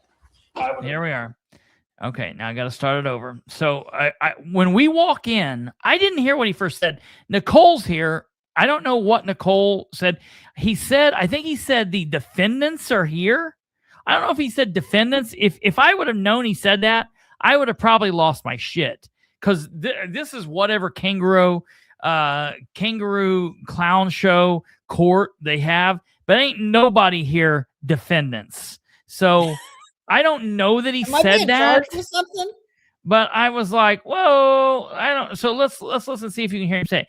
And I walk in with an attitude right away, and I slam shit down. And so let's listen here. Jessica would have answered the phone call.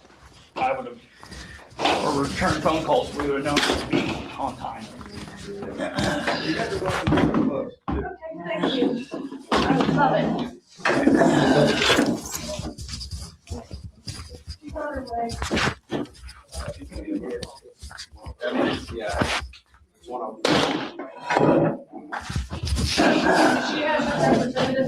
Not real happy.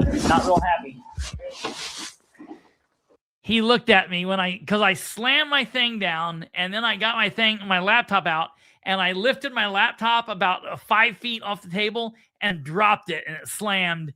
And Darren looks over at me, and I said, not real happy. And he's going,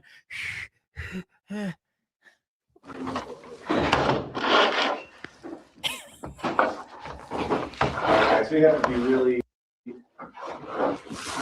cool about anything that's going to object the infuriation. Nothing's going to object anything. If we would have started off where he said we've got to be really cool and we can't do anything that's going to object to anything. And I said no one's going to object to anything.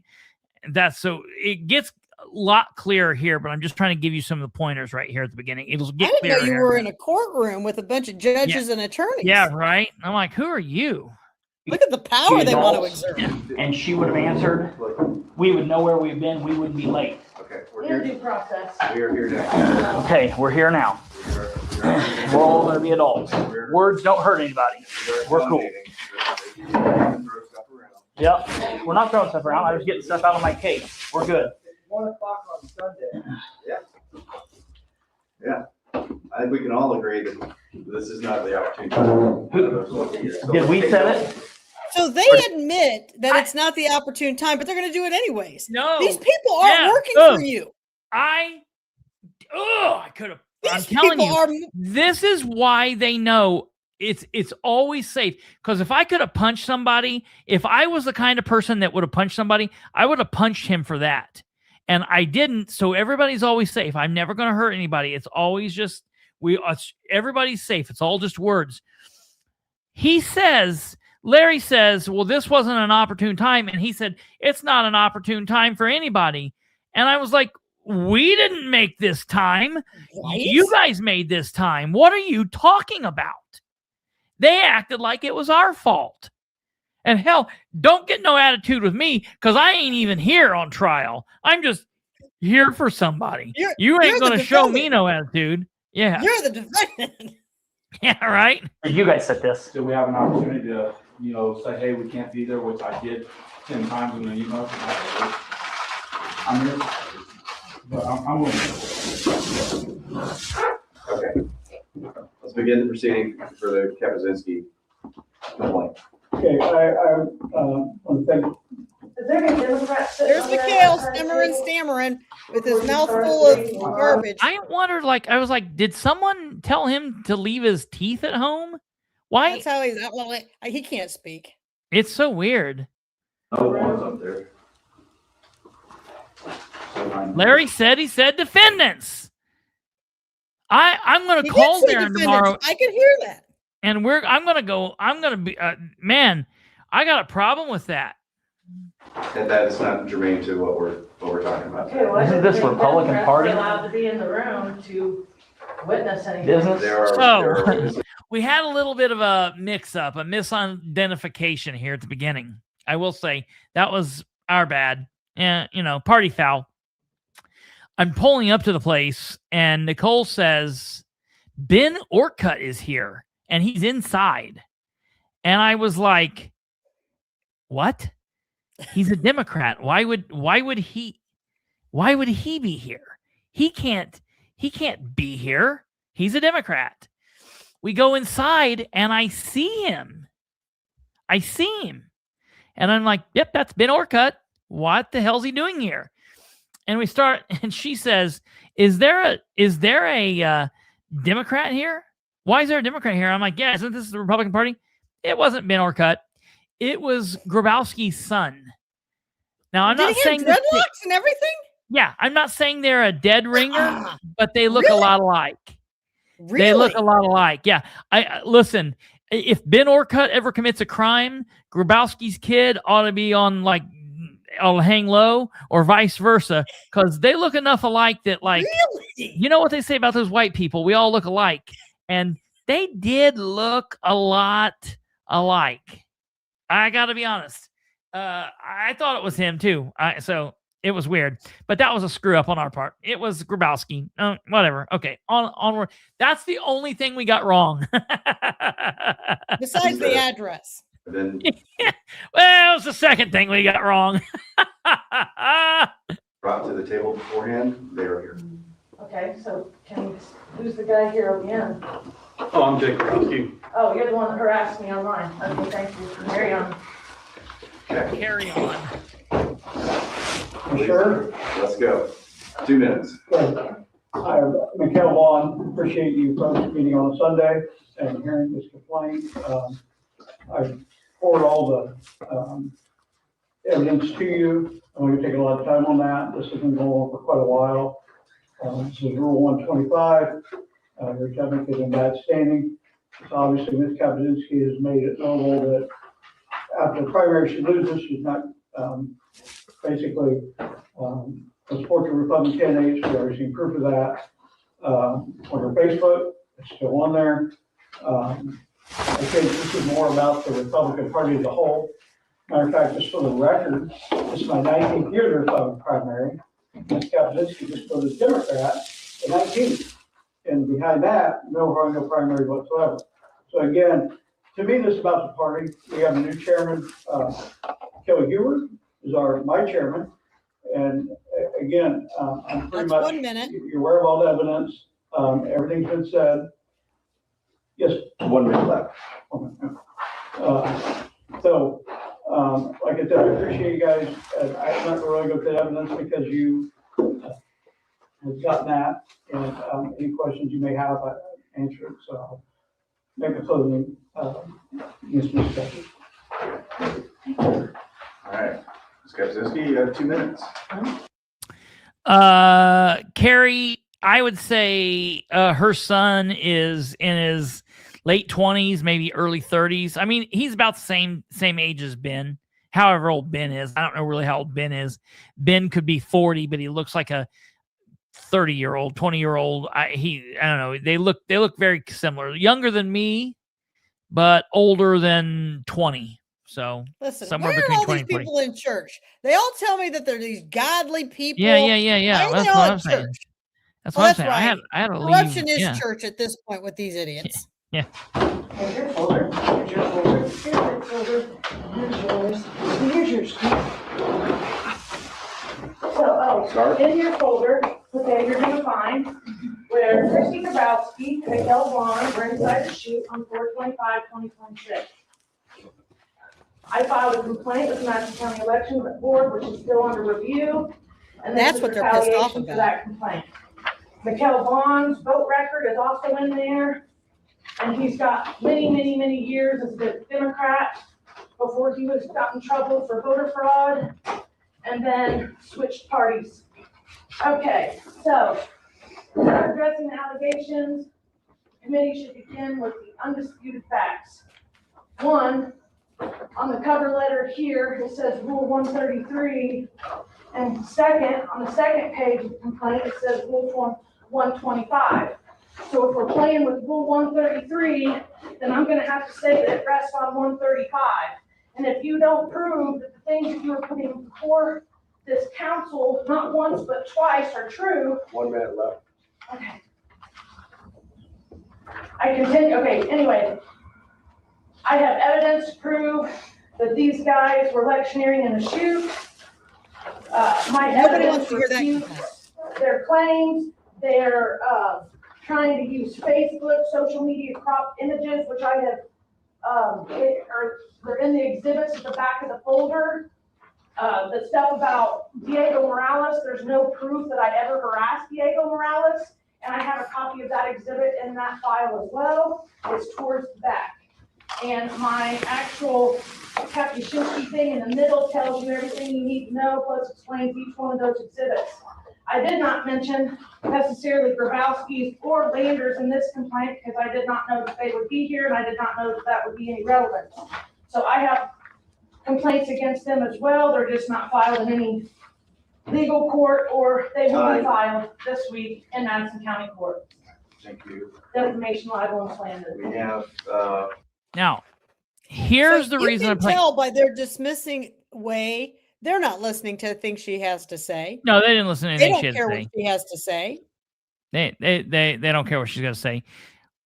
And the reason I'm playing this and what's really going to matter is what you're going to hear, and you're going to hear it a lot clearer because they're closer to me.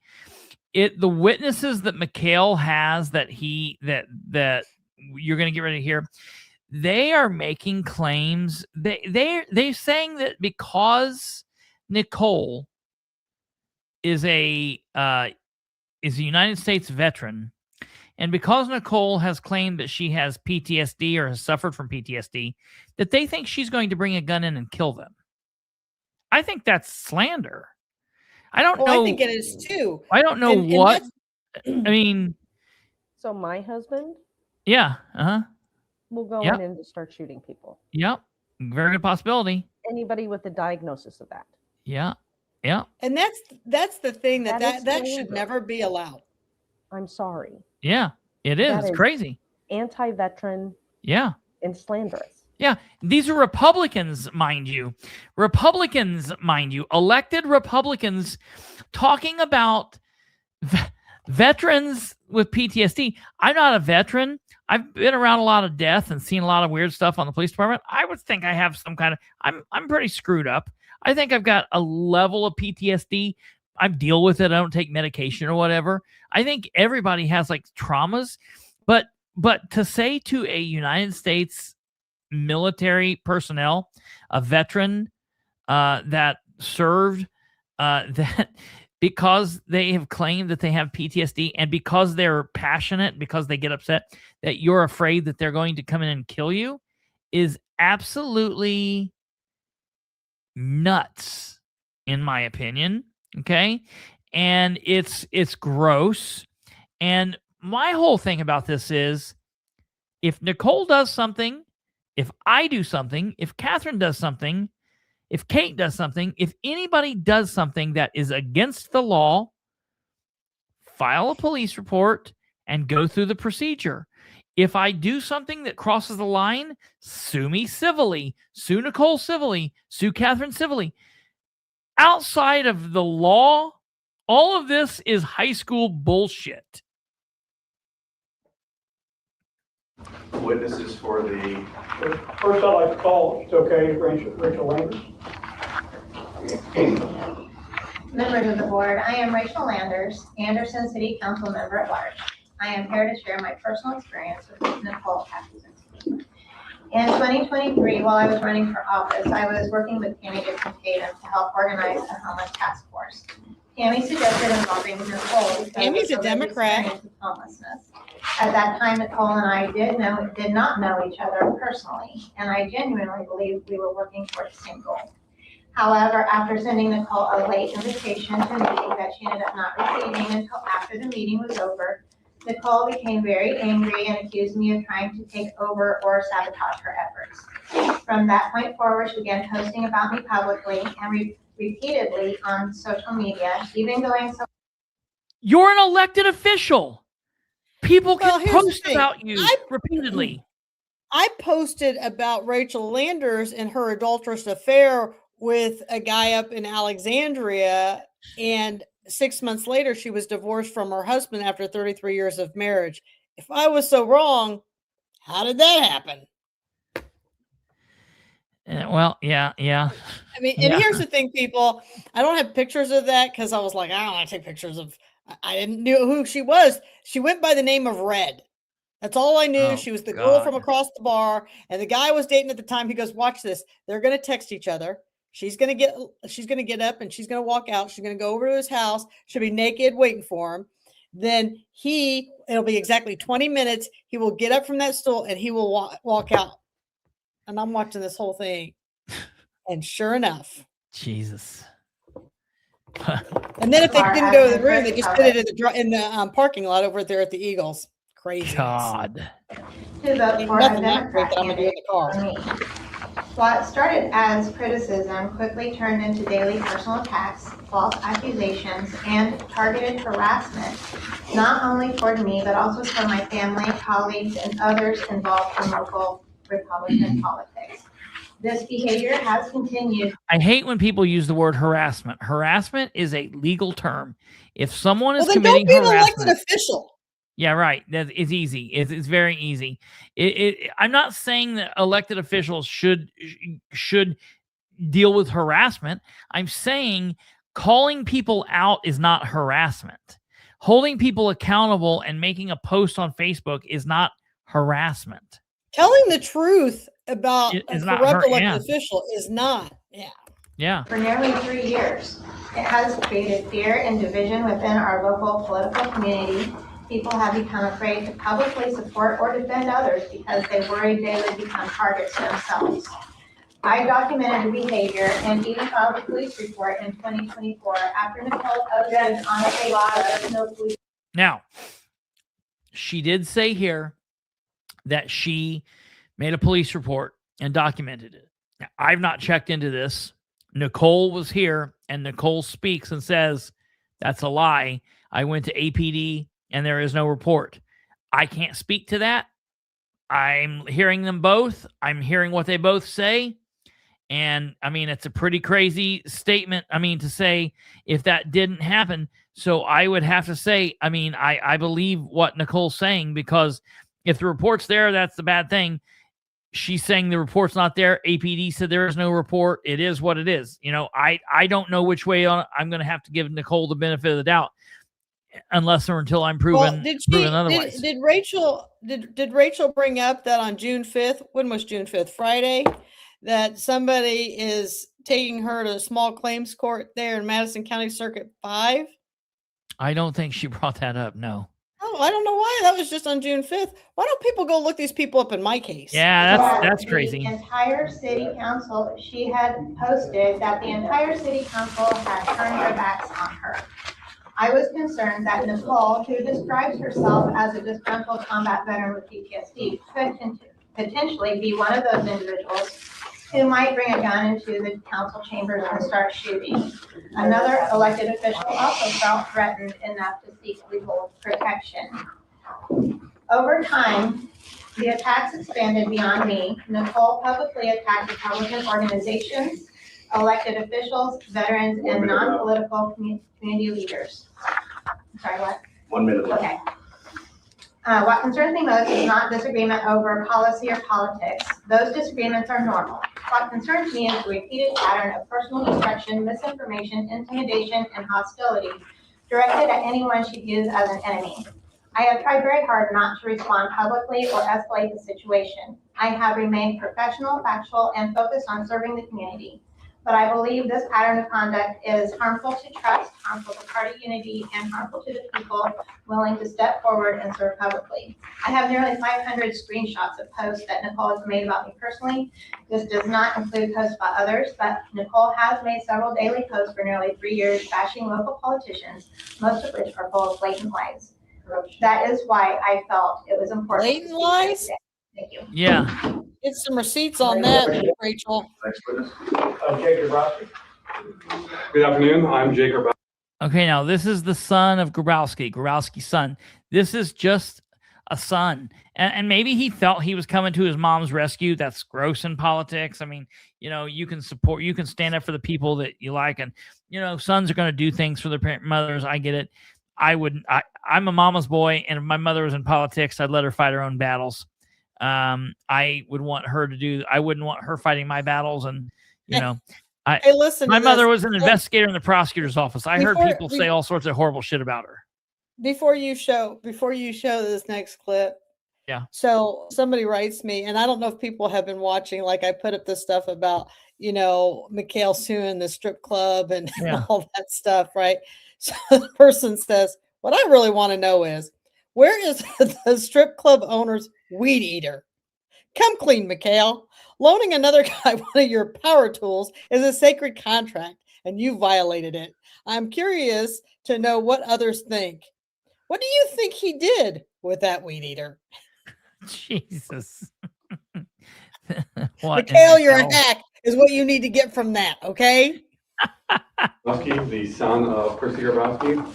On one Sunday, my mom came up to me and showed me this screenshot. Sunday, okay. She was very concerned, and the screenshot had a picture of her and said, "You don't want to feel sorry for Christy Grabowski, and she gets what she deserves." And then on the caption it says, "To shoot or not to shoot," spelled correct. So she comes and asks, "Should I think about, or should I go and try to file a restraining order?" I'm like, "No, it's just silly Facebook drama." So I go home that day, and my dad passed away not too long ago, and I'm her only son. He passed away several years ago, like 3 or 4 years ago. Try to make my mom. You need to stop. You'll be removed. Who's yelling? Stop. I am, because she's yelling. She's interrupting him. That's not what we do here. And Mario comes unglued and he starts yelling at Nicole at this point, saying, "You need to stop. And I said, "Who's yelling?" Because Nicole should have gotten 6 minutes or more, because these people are just all going up there one after another. I mean, Just she bang, should bang, have bang, been, given enough time to actually, she should have been able to rebuttal every single one of these people. Yeah. That's what they do, in a court of law, they do get a cross-examine. Yeah. Well, and that's, and that's what I kept telling Mario, just, dude, because he wanted to be tough guy all of a sudden. It was crazy. It goes on for a minute. Where is their He needs to finish speaking. You will get a chance to talk. Okay. Be respectful. Oh, I will. We're trying to be respectful to you too. Yeah. There's nothing in his voice that's respectful. Nothing. No. No. He hated everybody. They hated the people before they came in. Darren's the only one that puts on that nice guy. Oh, I want to hug everybody. I got my COVID-19 vax. Everything's good. Okay, interrupt you. It's so weird, dude. I'm like, you're not even really Republicans. Here's the deal with Christy Grabowski. In 24, when she was running, she would cry nonstop, incessantly, on how mean McHale was to her, how overbearing McHale was to her. I mean, we had female partners' husbands calling McHale, telling him to knock it off. We had, all these people. And now you're back with this same abusive behavior? I mean, and then her son's coming to here's the thing, people. If you think that, something was spelled Are they in a relationship? Are they in a relationship? It's funny you should ask, because right before the primary, they were in Cowpokes, and I happened to walk into Cowpokes to get something, and she's sitting there picking out his jeans and going into the dressing room with him, and then telling him, and they're in that curtain trying to say, "Oh, these pants fit, or these pants don't look good. Get him another pair." I mean, I don't know. I don't usually stand around watching men in their underwear if I'm shopping with them. I've been friends with you for quite some. I've been friends with you. I've been friends with Kate for some time, and none of you have ever tried on pants with me. Yeah. And so she's picking them all out, and he's wanting to make sure she's checking out how they fit in the butt. Look here. How do you think about this? I'm thinking, y'all do know there's other people in Cowpokes. And I should have taken pictures. I should have taken pictures. I want to know why the hell any of you were in Cowpokes. That's weird. I was going to get a belt. Jesus. But after I saw those two drooling over each other, I was so disgusted I had to leave. I couldn't even think to shop. It was like, what? What? Well, she keeps on yelling. Not so loud. Stop. Continue. So sitting at home thinking, I'll just reach out to try to make my mom feel better about maybe it's just a misunderstanding. So I reach out to Nicole and ask her if she could explain. We have a conversation. I send her 3 messages. He needed her to explain what the word shoot, CHUTE, meant. Right. And that's there's that crazy veteran over there. She's saying shoot. Right. And that's what's so disgusting, is that Christy knew she was in violation. Shoot. Now you're going to be in trouble.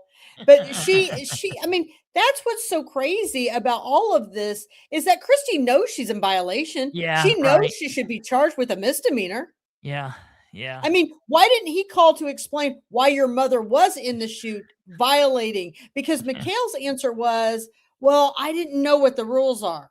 What? And that's how they play this game. Absolutely. So she's posted all the messages online. We're here talking about Facebook. I just started laughing when we were in here, and I was like, does nobody think that this is an absolute joke? This is a joke. We are grown adults sitting in here talking about someone being mean to somebody on Facebook. And I was just like, this is not real. Listen, you know what I'm going to do? I'm going to get the Lifetime Achievement Award of the band. I'm gonna put Democrat signs up, big banners in my yards. That's what I'm gonna do. And I hope you guys will get me a lifetime achievement award. Because I'm tired of jacking with you people. All right, let's go. But I tried to handle privately. She took the conversation down this weird rabbit hole where she says I was trying to say what she could and couldn't post. And then I realized we weren't going anywhere and we weren't having a good faith conversation. So I just let it be. First minute right. And she then went and posted it on Facebook, said she was going to be. Here are some of my notes that I was taking while I was there. And this, literally, as he was talking, I was writing joke. That's right? That's what I wrote. I just thought, this is. Hey, you remember that saying, "Sticks and stones may break my bones, but words will never Facebook hurt will me." kill me. Yeah, right. I remember it. Yeah. Filing complaints. So I just left it all alone. I told my mom, I would just ignore everything they say on Facebook. They don't seem to be like you can talk to them and have any reasonable conversations with them. And I don't think that's a real good for the Republican Party, not being able to have good faith conversations and then straw manning everything you say is not good for the Republican Party. So I lied. I think this guy's like 12 years old. He talks like he's a 12-year-old. You can't change their mind on the fact that you committed a misdemeanor and you were electioning in the shoot. Yeah. He seemed like he was about 12 years old. Very weird. Okay. Thanks. I want to begin with, I take no joy in this. I have no personal ill wishes towards Nicole. For me, today is about accountability. I am a target of Nicole's, not because of anything I've said or done to her because of a policy stance, but because I supported her opponent in the Republican primary race for County Council District 2. In fact, I have publicly thanked her for her service to our county. Did she just say that she's a target because she supported the opponent? What the hell are we there for? We're there because we supported opponents. Yeah, you're not supposed to. That's exactly what we're there for. Mm-hmm. All right. Mm-hmm. These people are complete. I don't even. Her remarks at a county council meeting, and I even jumped her car for her when she was stranded at the government center late at night after a council meeting. On Saturday evening, April 25th, Nicole posted on Facebook a screenshot of a text message she sent, reading, "People want to feel sorry for Kristi Grabowski. Give me a break. She deserves what she gets." She added to the screenshot, "Shoot, C-H-U-T-E, or not to shoot." That is the question. This was on the same evening as there was another assassination attempt on the president. On Sunday at church, I showed this to my son and expressed my concern about the field drama. This is nothing shoot more. Or not to shoot on the same day they tried to kill the president. Shoot. I don't know what you have to say. It's like gray or gray. It's like tomato, tomato. The word is shoot. It reminds me of exactly what she was talking about. And anybody who would take that case and even live with that, knowing that you know what, Kristi, why don't you take that? Go ahead and file against Nicole. Go ahead. And then you can show everybody the pictures of how you were literally in the shoot, violating the election laws, committing a criminal crime. Okay, go ahead. You guys have made yourselves show everybody that, yes, in fact, we're over the target. These people are just telling on themselves. The whole time they were talking about this, like the whole time Kristi Grabowski and her son was talking about this, it reminds me of the whole time they were going about this. Shoot. It reminds me of Ozzy Osbourne's Suicide Solution. Wine is fine, but whiskey's quicker. Suicide is slow with liquor. Take the bottle, drown your sorrows, then flood away tomorrow's. And in that's the song where, because of some backwards cymbals and him clapping, he got sued because Ozzy's in there going, shoot, get the gun, shoot. And some kid killed himself because of this song. This is like what they're doing with her. Well, Ozzy Osbourne's playing in my head the whole time. Here's what my problem is. If Kristi Grabowski and her son do not know the difference between CHUTE and SHOOT, you should resign, because you should not be looking over any of our budget if you do not know the difference between those two words. Now, I don't know, and I'm not insulting anybody on here who doesn't have a college education. I don't know where you went to high school if you don't know the difference between those two words. And if you have a college education, you better go get a refund on your money, because anybody knows the difference between CHUTE and SHOOT. And shame on Christy Grabowski for misleading her son by not saying, well, you see, in 24, I sat there and watched Russ Willis measure out all the measurements, and I knew where the shoot was, but I suddenly had dementia in 26 and said, I didn't remember that taking place, Katherine. So Katherine shows you the video. So why didn't you show that to your son that you were illegally in the shoot and he needs to come bail you out of jail and post bail like Larry Savage had to? Yeah. People, just off the chain. Here we go. Knowing I was shaken by it, he decided to reach out to Nicole privately to clarify if it was indeed a threat, which I neither asked him to or knew he was going to do. As you have heard, the exchange did not go well at all. He reached out as a concerned son who was immediately deemed a political enemy, trying to bully her and tell her what she can or cannot do on her Facebook page. No, that's after convincing herself that I had sent my son to intimidate her, she ratcheted up her vitriol and looked for now? ways to defame both me and my son. Oh, that's on April all she 29th, does. she desecrated an image I used when campaigning for county council in 24 that highlighted my family's legacy of Navy service to our country. She blotted out the faces of my deceased father and my deceased husband, as well as my daughters and son-in-law's faces. She left mine and my... Now listen, this is insane to me. Okay, I want to show you. I think she's got some PTSD. I want to show you something. Okay, so she's saying Christy, son, husband. So she was protecting their identity. Father, kid. So there's a family picture. There's a picture of Christy Grabowski, Christy's son, and then some dead relatives and some little kids. And she's mad because Nicole protected their identity, blotted out the non-politicians and only talked about the two people political, Christy and her son. That's something I would do to protect them. I don't put families in there and do that shit. And she's like, oh, she blotted out my dead husband. Oh. You know what I'd do, Nicole? Get out of here. Put the real picture up then. And Yeah, say, right. Christy, You want them all? Let's put them all on Oh, display. she put my dead husband's real picture up. Dude. Grab a hold of yourself. I think Christy's emotionally unstable. Yeah, she seems very, for the very first time I ever interacted. The use of the picture, there's going to be pearl clutching one way or the other. Yeah, You blotted out absolutely. my dead husband's face, and that's disrespectful. Or, why are you putting up my dead husband? He has nothing to do with this. Yeah. Well, I just want you to know that my father has passed. Yeah, and I'm not crying. And he didn't fight for this kind of crap that's going on right now. Yeah, right. Look at that cute little kid. That's me. That's me and my dad. My dad is a badass. I got a picture of me in I saw Messenger that. for you. I saw that. Is that really you?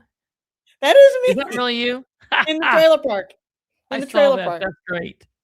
My son's face is intact and proceeded to disparage our military service without any knowledge of what it entailed and made false What you just did in accusations Nicole. without any evidence. What did Rachel Landers just do to Nicole? This was a new low for Nicole. Nicole also falsely accused me of being behind a video showcasing her disrespect of the American flag. The footage was from her own Facebook Live video where she was removing campaign signs, and while removing the small American flags that she placed with her signs, she proceeded to toss the flags on the ground. Although she knew this was a violation of federal code, she blamed the fact she could not carry them at the time. She ignored the fact that she could have handled the flags with the proper respect if she had put her phone away instead of recording live on Facebook. What are we talking about? Listen, Christy's the victim. I'm going to show you. Keep talking. Christy's the victim. We all need to play along. And then she's going to get out her Bible and read you a verse. I don't know about you people, But I'm telling you right now, I've never seen more theatrics than this. You guys, listen, I got people calling my friends telling me to lay off of Christy Grabowski. Christy, you've got to be the biggest joke I've seen this far. Wait, what did You've got to be even a bigger disappointment I've seen this far. You're not for the people. You're for all this drama and whatever Mikhail tells you and how he tells you to vote. Wait. What did you just say? What? Christy's for all the drama? No. Mikhail tells her how to vote. No. Back that you said. Did you say people are contacting you? Oh yeah. Oh no, they're not. What? They're contacting my friends, and then they're calling me saying they're asking us to ask you to lay off of Christy. Hey, no. Let me explain this to you. I gave Christy one benefit of the doubt. When Christy first took office, when she was running for office, I was very supportive of her. I thought she would be like, you know what? I did too. Bethany, I like a lot of Bethany Keller. Okay? Bethany's a badass in a lot of ways. There are still things about Bethany I don't like. And there are times that she boo-hoos and plays it up and does dumb shit that I don't like. But Bethany has cut her ties from Mikhail. Yeah, no, I know that. But I like about 90% of Bethany. I thought Christy was going to be like a Bethany 2.0 or Bethany 1.0, like, you know, a little bit lower, a little bit better. I thought she was going to be one of those, right? She'd be help. Christy blocked me, deleted a comment of mine that I posted on her wall, and blocked me. And the reason she said she did this is because she said she didn't think that I believed in God. That's the reason an elected official blocked me. A child of God wouldn't be behaving the way she, Mikhail, and Rachel Landers are behaving right now. So I contacted her, and I told her, instead of suing her and causing her a lot of problems in Madison County, I would give her the benefit of the doubt if she did the right thing. And we had a talk, and I said, who are you as a so-called child of God, as a Christian? Who are you to judge where I am in my faith and what I do? And who are you? Who are you to do that? And I called her out and I made her cry when we were talking on the phone. She cried on the phone. She cries all the time. Agreement. I know. I quickly realized that. And we come to an agreement, and we were going to be buddies and things are going to be good. And I told her, I said, this is your freebie. This is your one freebie. Act like an adult, do the work you're supposed to do, and don't do dumb shit. And don't violate anybody's rights, mainly mine, and we'll be cool. And she's been nothing but a disappointment. So for anybody that says lay off of her, I tell you what to do. You tell her to go resign tomorrow, and I'll never talk about her again. Me too. She'll go right away, and she will never be a topic here again. I'll lay right off her. The minute she resigns and walks away from something she's not good at, I won't talk about her ever again. This demonstrates your priorities for political drama over respect for the flag she and I served under, and many. So they're talking about. Does anybody know those flags that you hang on the cars that are like that big that they put in parades and things? She's literally bringing out United States, like U.S. military law for like she thinks that they're going to fold those little flags up like this, like one of these flags. Right. They fold up. This is a flag. We just recently took this out of the house here, and I bought a new flag, and they were going to fold it up, and I just fold it up. I was like, no, we got to do it the right way. And so we did it, and you know, I was one of those kids that did it in fifth grade. They let us do it, the flag patrol in elementary. I was like, no, we got to do it the right way. I think that people should probably treat those miniature flags with a level of respect too, but I don't think that those are the same way. And if you're carrying a bunch of stuff in your hands, and she had one of political signs, and they had destroyed her political signs while they were there too. And you know what's so disgusting with all of them is Christy was not a good Christian and didn't go over and say, Nicole, may I please help you? No, instead she stood there with Mikhail and mocked everybody. Yeah, right. Yeah. That's not a Christian to me. There's nothing godly about that. Yeah. Well, she lives in glass house. Have died defending. I strongly believe that we must uphold the values of the Republican Party. Among those are that we are the party who loves America and respects the flag. We do not only respect it when it benefits us politically. We are the party that honors and respects those who serve our country honorably. We do not attack or disparage our veteran service without evidence. We are the party of ideas and the diversity of thought, not the party that shuts down opposing ideas and speech with threats of. We are not the party that shuts down opposing thoughts or ideas. Christy, do you want to try that again? That's what we're all for. Yeah. Ultimately, we are the party of truth. We are the party of truth, not the party that rejects reality. We defend the truth because it matters. If the type of behavior highlighted today is not held to account, it will become increasingly difficult to get good, qualified Republican candidates to run for office. I do not come from a political background. I ran for office as a concerned taxpayer wanting to serve my community in the best way I am capable. I am a former homeschool mom who taught government and personal finance to teens. Okay. Thank God. Nicole, do you have any witnesses? I have evidence in front of me, and I would like to take my full time to defend myself. And I would like to see copies of their evidence as well, because we submitted into the complaint that was sent out to us on Thursday. You would have 2 minutes to close. I thought we get 9 minutes. You got 2 minutes to close. Website? Okay. Is Christy Grabowski a member of the Women's Republican Club in Madison County? That's not an issue. Yeah. That is an issue today, because they're mixing bylaws with Indiana code or Indiana Republican Party rules. Okay, so I caught them electioning in the chute on 4/25. The complaint was filed before her son even reached out to me. Okay, I have those messages, and he started acting like a smartass and telling me what the chute means. And I told him, as a 30, 40-something-year-old grown man that's served in the military, that he knows what the term chute is, and he should not be reaching out to me. So then, the thing about harassment and police reports, I've already been to the APD and asked them for a copy of all police reports. They do not exist. They've also tried to put me through court with a protective order right there, where the judge denied the protective order because there was. And they listen, and this is true. They did the right thing. They took her up. They said, hey, we don't like what she's doing. We want an order of protection. They filed a protective order against Nicole. All right. We let the judge handle it. The judge is going to rule in her favor and give it to her, and Nicole can't come around and harass her or whatever. Guess what? They didn't have enough evidence to sway the judge. The judge denied it. The judge said Nicole wasn't harassing them, and he denied it.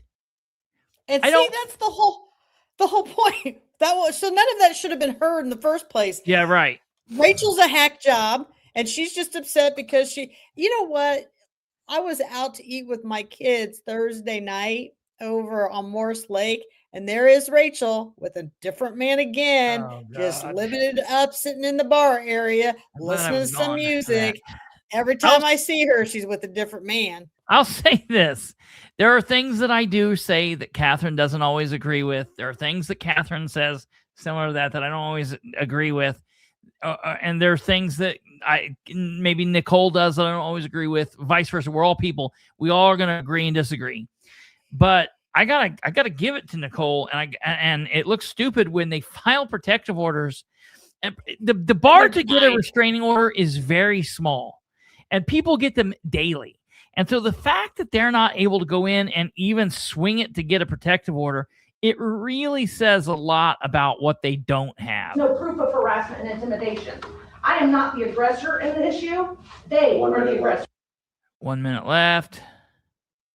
You know, it's sad that Mario couldn't say, okay, so you're saying that they weren't able to get that through, and then counsel these people that says, okay, three people over here are whack they didn't job. care. They didn't give a shit.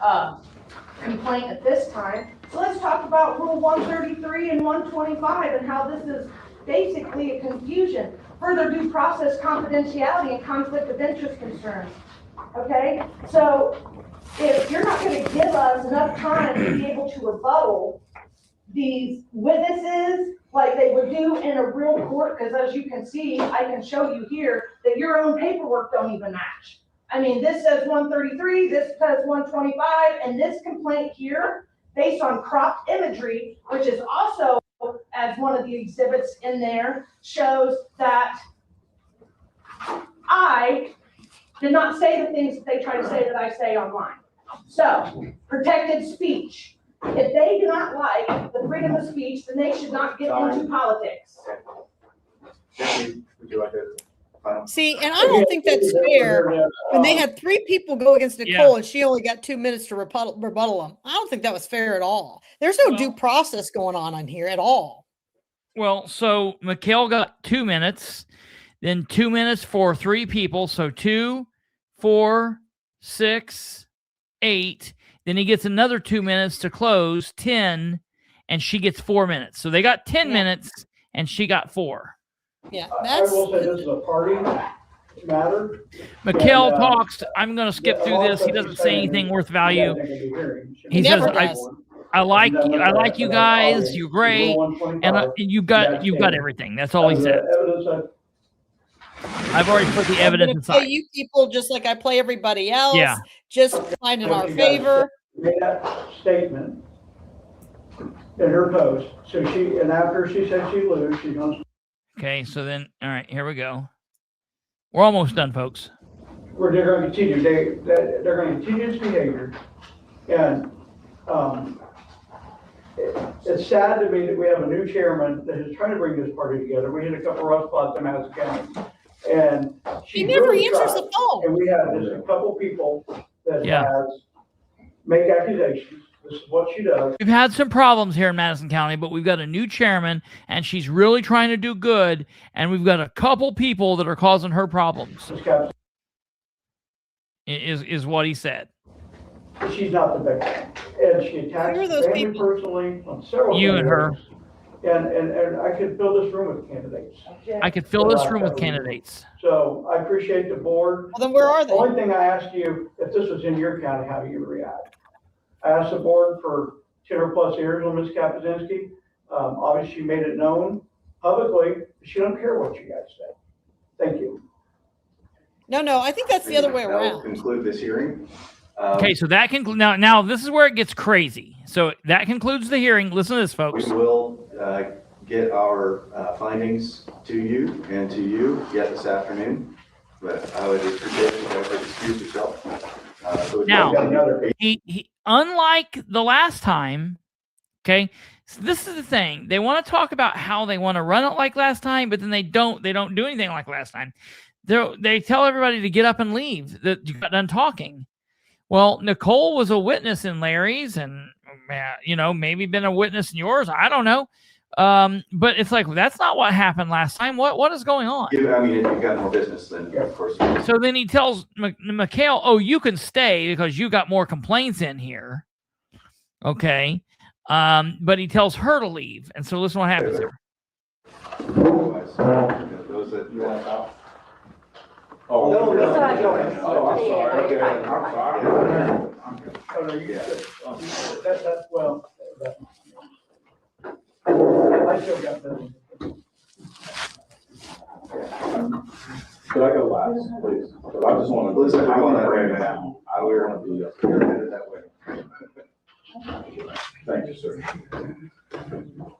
Yeah, if they get to be here when I went, why can't I be here when they go? You have no further information. Actually, I do. This is my friend. That's my friend, and so is Katherine. Are you a witness? I'm a witness to every single thing because I'm the social media person that runs the pages for Katherine. I do against Cecil because he did harass me online a little bit, so I would like to ask her a question if you don't mind.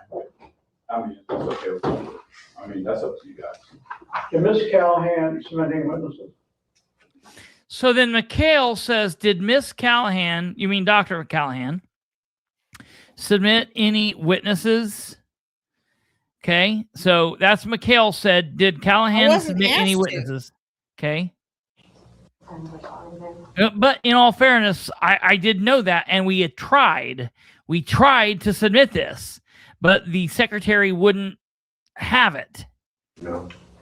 Well, she was... And listen, Darren says no. No. Jessica didn't say no. Mario didn't say no. Kelly didn't say a damn thing the entire time. I don't know if she was awake. Darren said no, knowing damn good and well I spoke to him Saturday morning about this. Okay, so listen to this. And submitting witnesses. No. Well, we called Jessica. I don't have my phone because last time we were told not to bring our phones in here, so it's good that you guys have your phones when we were told not to last time. But I called Jessica at 1 o'clock. I called you yesterday. So yeah, we attempted, but they do what they do and they don't answer. So when they don't answer or return calls or whatever, when we can't act like adults, this is what we get. I will say to the board, you guys have been very gracious. I got the email at 10:56 in the morning. Mikhail says, I will say I haven't had any trouble getting a hold of any of you, and you all emailed me everything I needed by 10 a.m. yesterday morning, and it was fantastic. It's been great working with you. This is new to me, this district, the second time it's happened. You got my proper paperwork, and I'll tell you who helped me find my attorney, Mr. Manley. So you gave me a 10-day notice. It's not my fault you can't read your emails. She printed out, you did 2 live videos.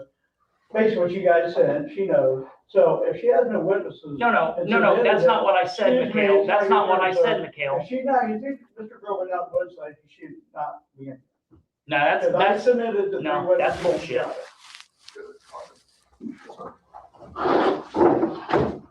Jessica, did I not call you? Do you not have that on your phone? I was at work. Okay, and so you've been at work from there till now? So Jessica, I said, did I not call you? And she said, I was at work. And I said, so you mean you've been at work from then until now? What do you mean? That's not an excuse. This is what I mean. The abuse that they do is just off the chain. I was at work when you called. Listen to some of the bullshit Jessica says. I literally cannot believe I was listening to a grown woman. You could have called later? I want the text. No, I called you and I left you a message. You will be right back. Great. Catherine and I both called. I don't. So now they say we need to go to the closet. That's what he said. Go over there to the closet. We need to go to the closet. And they're going to go in the closet and have like a little debrief and make a decision and come back. So all 4 of these fools get up and walk into this like closet area and have a little powwow there. And we're just all left here hanging out. Now, mind you, the whole time there are 2 or 3 cops in the room. Those cops never said a word to any of us. They start talking to Nicole and the cops start talking and mouthing, but they didn't know what was going on. They had no clue what was going on. Dumbass. I called Nicole a dumbass. I called Mikhail a dumbass, and then he called me an idiot, and Larry told him to calm down, and I was like, it's my fault. I called him a dumbass first. I'll take it. We called her. Let's bring it down, guys. Just bring it down. No, this is No, I know. Don't be calling Chris an idiot. Don't be calling. That's my fault. I called him a dumbass. I know. That's my fault. What are you guys here for? Is it to let him sit here? And then Nicole says, what are you guys doing here? Are you just going to let them sit here and mouth us the whole time? Because the cops were just there doing nothing. Nicole. Calm down. Then Larry's trying to calm Nicole down. You're just here for peace officers? And so nothing goes on there. It is what it is. Do you not show up to houses for intimidation and harassment complaints? To file that one. Let's call police report. All right, sure. They're coming. I said they're coming, so now they're coming back in. All right, guys. No witnesses. No witnesses. You're all excused. Everybody, screw off. Everybody, goodbye. Dude, I was seeing red at this point. Darren came in and said that like he had planned that for the last 2 weeks. Listen. Okay. Listen. Thank you. All right, guys. No witnesses. Okay. Mr. Grover gets excused. What's that? So wait.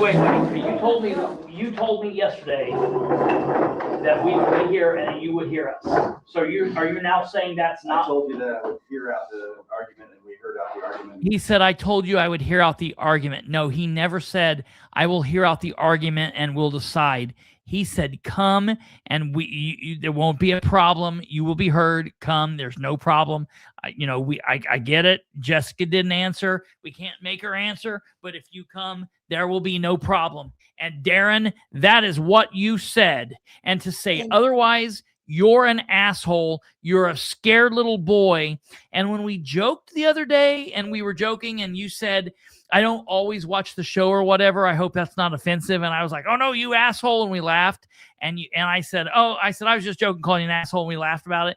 And you said, come say that to my face. Listen, anytime, bro, you know where I'm at. And Delaware County, you are an asshole. You're a scared little boy. And I just looked in the that email that they sent me back on the 28th. So they met on the 26th. They sent an email on the 28th. And like anything, it can go to junk. So for them to be like, oh, well, there's nothing on that says, please respond and make sure that you have gotten this. There's nothing on there. I just looked through the emails that says, hey, give us a list of what you need. Please RSVP by this time. There's nothing like that in that email, like the first one they did in February. So there was no due process in this whole thing. It was nothing but, like you said, a kangaroo court. Those. We need to get them and lay them out. And I know you. I sent it to you. I forwarded it to you. I want to get them and lay them out. More than political theater. Yeah. And again, please go ahead and make this a lifetime, because I'm telling you right now, Kristopher, these parties are not going to be in place for much longer.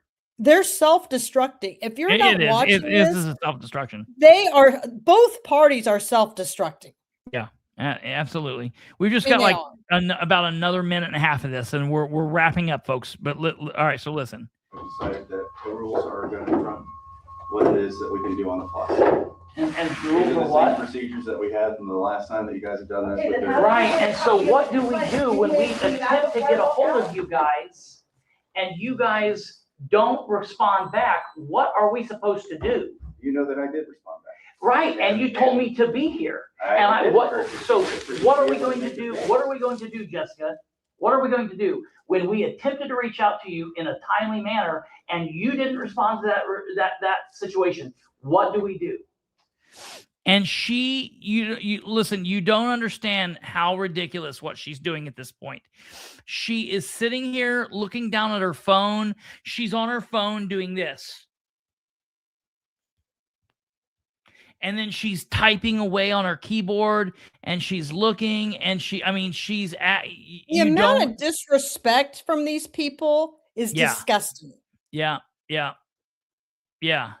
That's absolutely. And that's why I was like, they don't deserve a response from me, nor do they deserve me showing up and spending my day jacking with that. So I was like, I told Laureen, I'm like, why would we mess with that trash? Because that's all it is. It's a high school club. It's like a sorority or fraternity.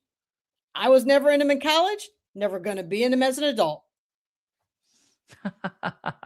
Okay. Give me 1 second here. We're just about done. Let me get back here.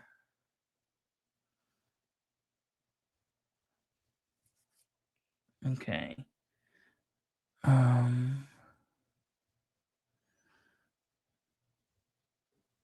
Okay. All right. Well, we called Jessica. I don't have. You guys. Can Ms. Callahan submitting witnesses? Ooh. Hold on. I went too far back.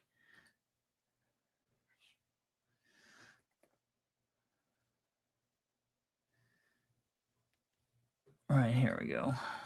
Respond back. What are we supposed to do? You know that I did respond back. Right, and you told me to be here. So what are we going to do? What are we going to do, Jessica? What are we going to do when we attempted to reach out to you in a timely manner and you didn't respond to that situation? What do we do? Well, we sent out the email last week. Okay. She says we sent out the email last week. Now listen to me. You have a deadline. They're trying to say, well, we sent it out last week, so you should have done this last week. No. When you have here's a start and here's the end.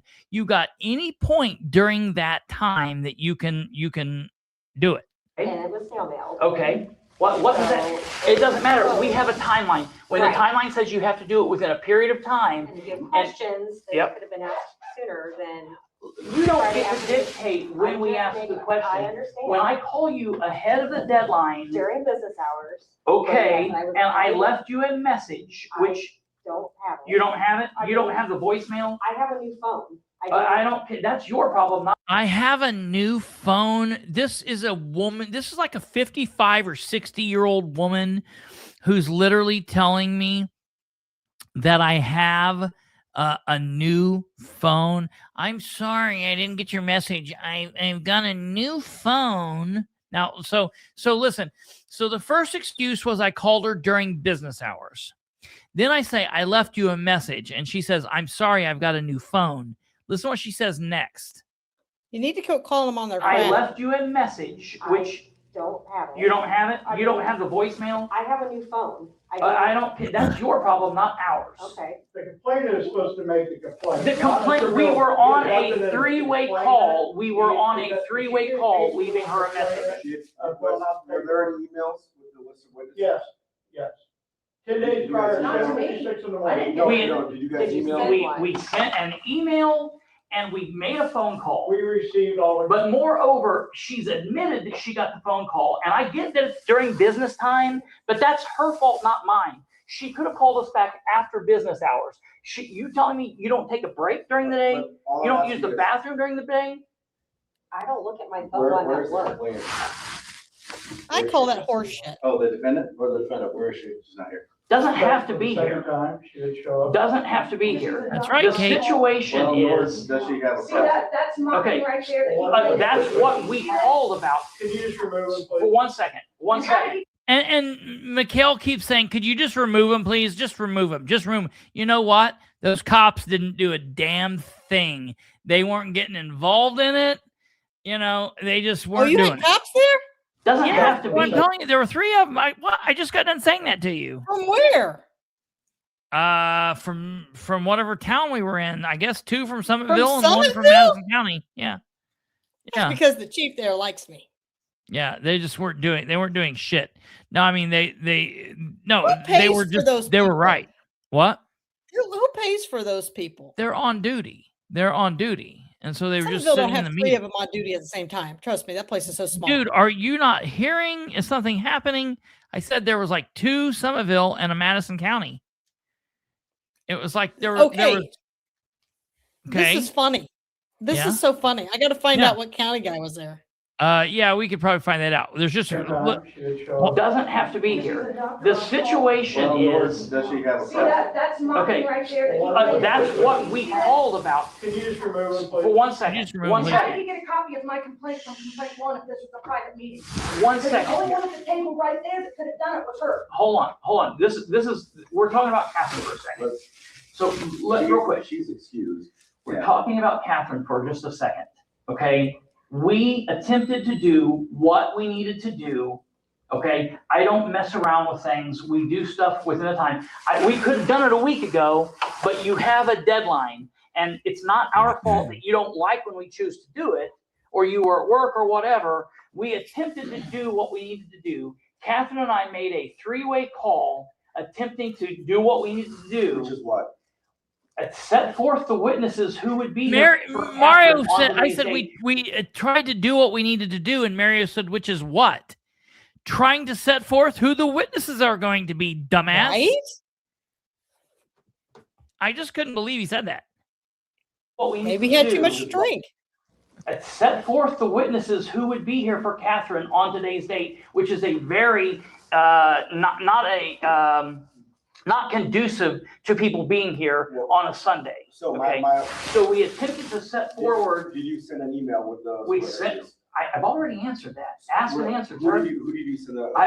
Whoever sent the thing out. We sent an email out and we made a phone call. Do you have that email? I don't have any of my stuff on me. Well, if you can go to your car and get your phone. Let me go with your email. Let me do that. But while I'm doing that, let's address the phone call. No, let's try to get this done. I don't understand why Jessica couldn't. No, Darren says, no, let's try to get this done. And I'm like, no, this is the Kristopher Bilbrey show now. We're going to be here doing what I want to do as long as we want to do now. You're not running the show. While I'm doing that, let's address the phone call. No, let's try to get this done. That's what I'm doing. Let's address the phone call. I want to know what about the phone call. The phone call didn't happen. Yes, it did. Don't say it didn't happen. She just said. Look, we made her a phone call, and I spoke to you. So what are you saying here? What I'm saying is there an email? Okay, can she pull it up? It's her responsibility, not mine. I just searched her name, and I have her name. Search Callahan.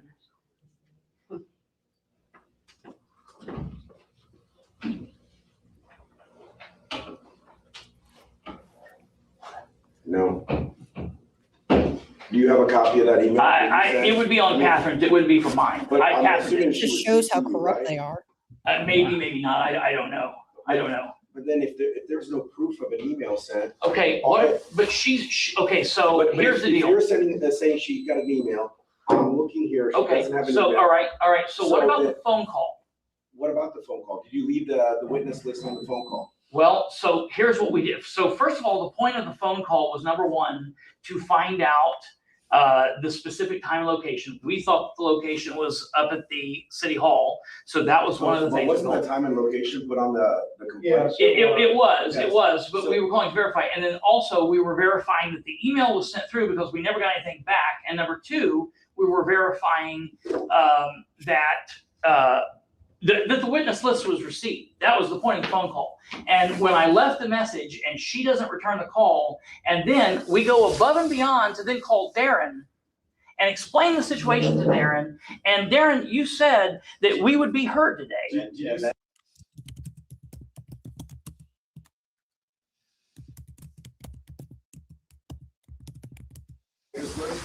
Say again? Did you tell Darren? I did not send him that. No, I told it. I said that we would be here I would be here for Catherine. I did tell you that. You did say that you were. I did say that. Yeah, so I did say I was a witness for Catherine. His words. So Mario's trying to say like, oh, well, you called Darren, but you didn't give him the witness list, and I did. And to Darren's credit, he did say that. The question is not about whether Piper emailed McHale. The question. And McHale's saying, well, I got an email from Piper, to which I said, well, the question is not about whether they emailed. This is about me, Catherine, and Piper.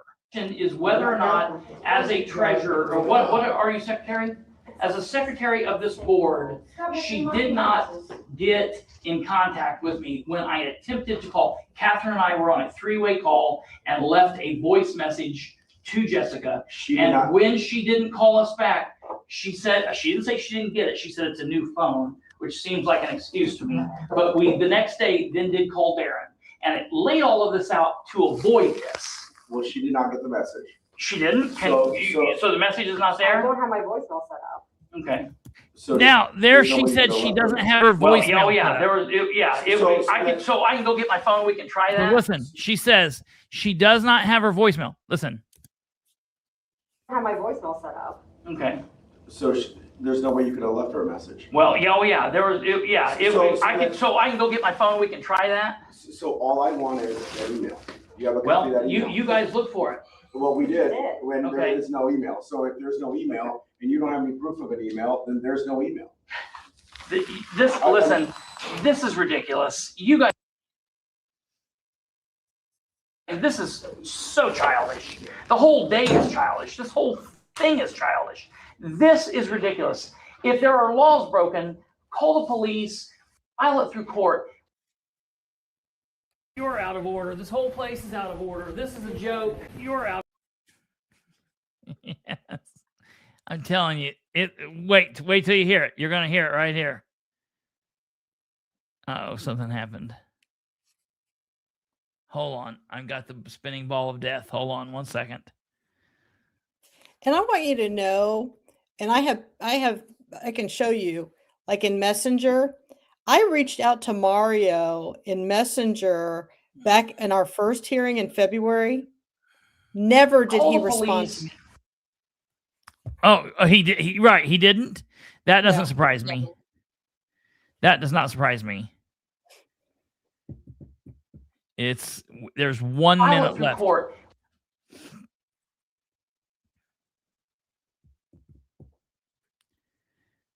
What is going on here? If there are laws broken, call the police, file it through court.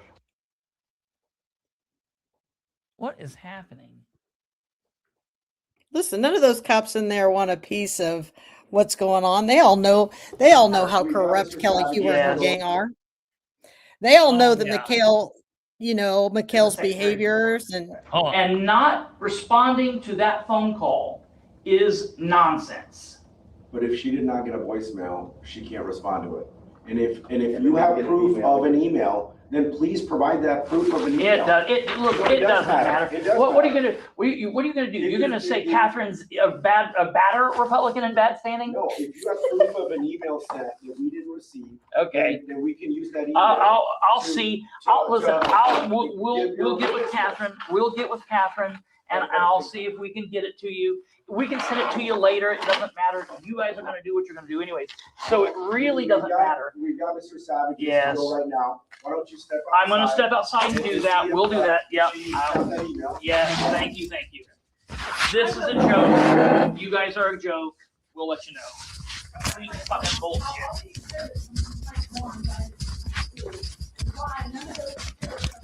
And I get one last little go. Darren, this is the horse shit I was talking about, brother. So just true. I mean, now they've shown everybody, they've shown the world how they treat people. I mean, if people want to keep voting for this, keep voting for it. It doesn't really bother me one way or the other because I don't have any shackles attached to me. I get to be an independent. I get to be an IR, an independent Republican that cannot be bought, sold, or owned by anybody. Well, yeah, and the thing is, don't be jealous. Yeah, right. This was a shit show from the very get-go. That's great. I'm gonna start saying that. Yeah. It does not matter what was going on here. They had the whole thing as a setup. They were going to do what they were going to do. And right here, I do want to put up the letters, and we're going to tell them what the rulings were. But before we do that, I do want to play this because I am not a liar. I am not lying, and that's just not what goes on. So here is for a proof. As soon as I left there, while they were still in their hearing, I said, you know what I'm going to do? I'm going to find out if Jessica has her email set up or not. So today, from my phone, when I left there at 13:57, that's 1:57, I placed a call to Jessica's phone. It rang a couple of times, and I will let you be the judge of what you hear here. Maybe she doesn't have a voicemail set up, or maybe she does. You tell me what you hear right here.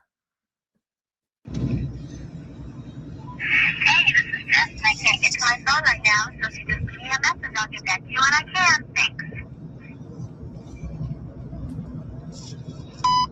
Oh, looky there. Amazing. Her voicemail does work. Interesting. Hey, this is Jess. I can't get to my phone right now, so if you just leave me a message, I'll get back to you when I can. Thanks. Oh, looky there. Amazing. Her voicemail does work. Interesting. So that was the voicemail. It worked as I figured it would. And what I did is I recorded that on the recorder, and then I sent that to all of them. I sent it to Darren. I sent it to Mario. I sent it to Jessica. Of course, she had the voicemail. And I sent it to Kelli. It's a bunch of shit. They're a bunch of liars. And it's ridiculous that this is the game that keeps on being played. So then they knew we were going to do this. I let them know, hey, you're going to be in the hot seat. Can't believe I actually listened to a grown adult say, I got a new phone. I'm at work. My voicemail's not set up. I don't know how to do it. I don't know. And they're like, well, do you get the children to behave like this?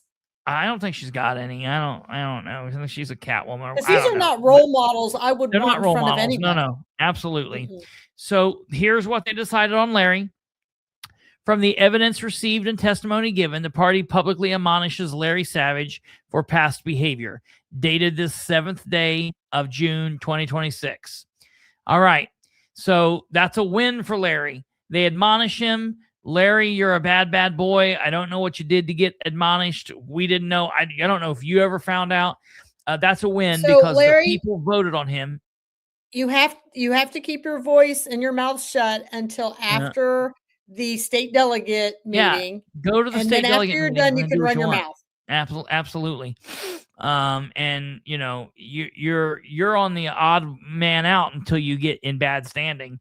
So Larry, that's a win for the voters in Madison County.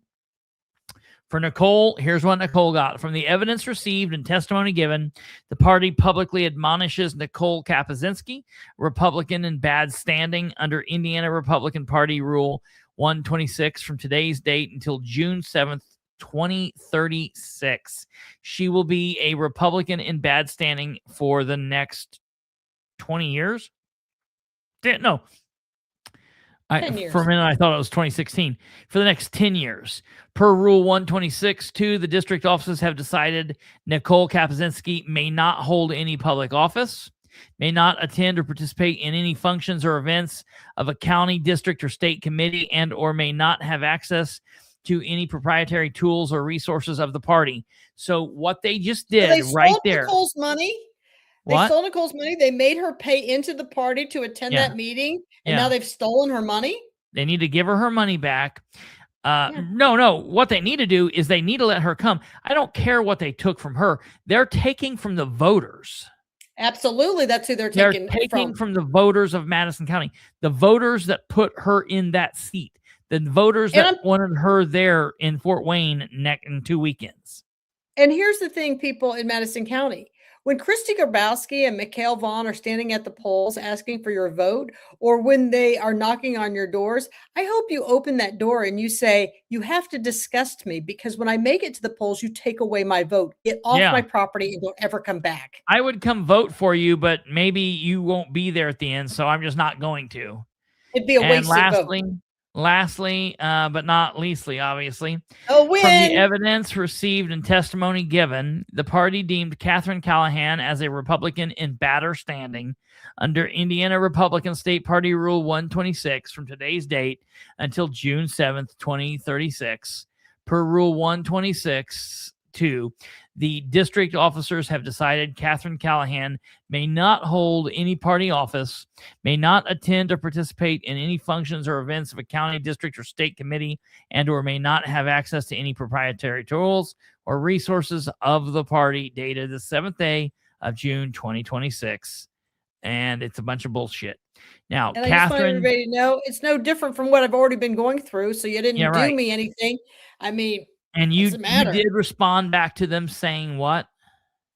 Let's just read what my response says to them because, you know, it's a one line. I could care less. So they sent this to me.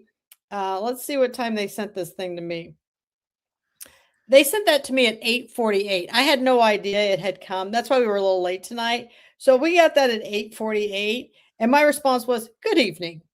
Thank you for taking off my handcuffs and giving me a megaphone. Have a great one. Katherine. So I'm going to respond to him as well. I'm going to put some things together and respond to him because I think, listen, I don't like my time being wasted, and they wasted my time today. And that is, I think they owe me money. So I might send them a bill. But it made a good show. It was egregious. Oh yeah. Great show. I hate that we didn't get to the park situation. Maybe we'll get you to come back on like on Wednesday or Thursday, and we can talk about the park.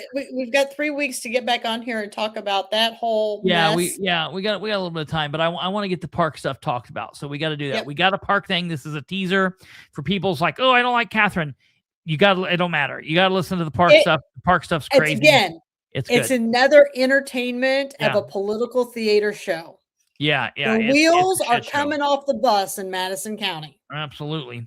Ladies and gentlemen, thank you for tuning in. Catherine, thank you for giving us time. It's been a long show, but this is important. Ladies and gentlemen, I will put the raw recording out there for the people that want to hear it, for the party people. Maybe they're going to be mad. I hope they're mad. Hey, and remember, I got my 2 fingers, so take a hike. You guys take care. God bless. Have a good evening. Have a great start to your work week. And I'm sure we'll have some great shows all week long. Take care. Good night. And we will see you later. Goodbye.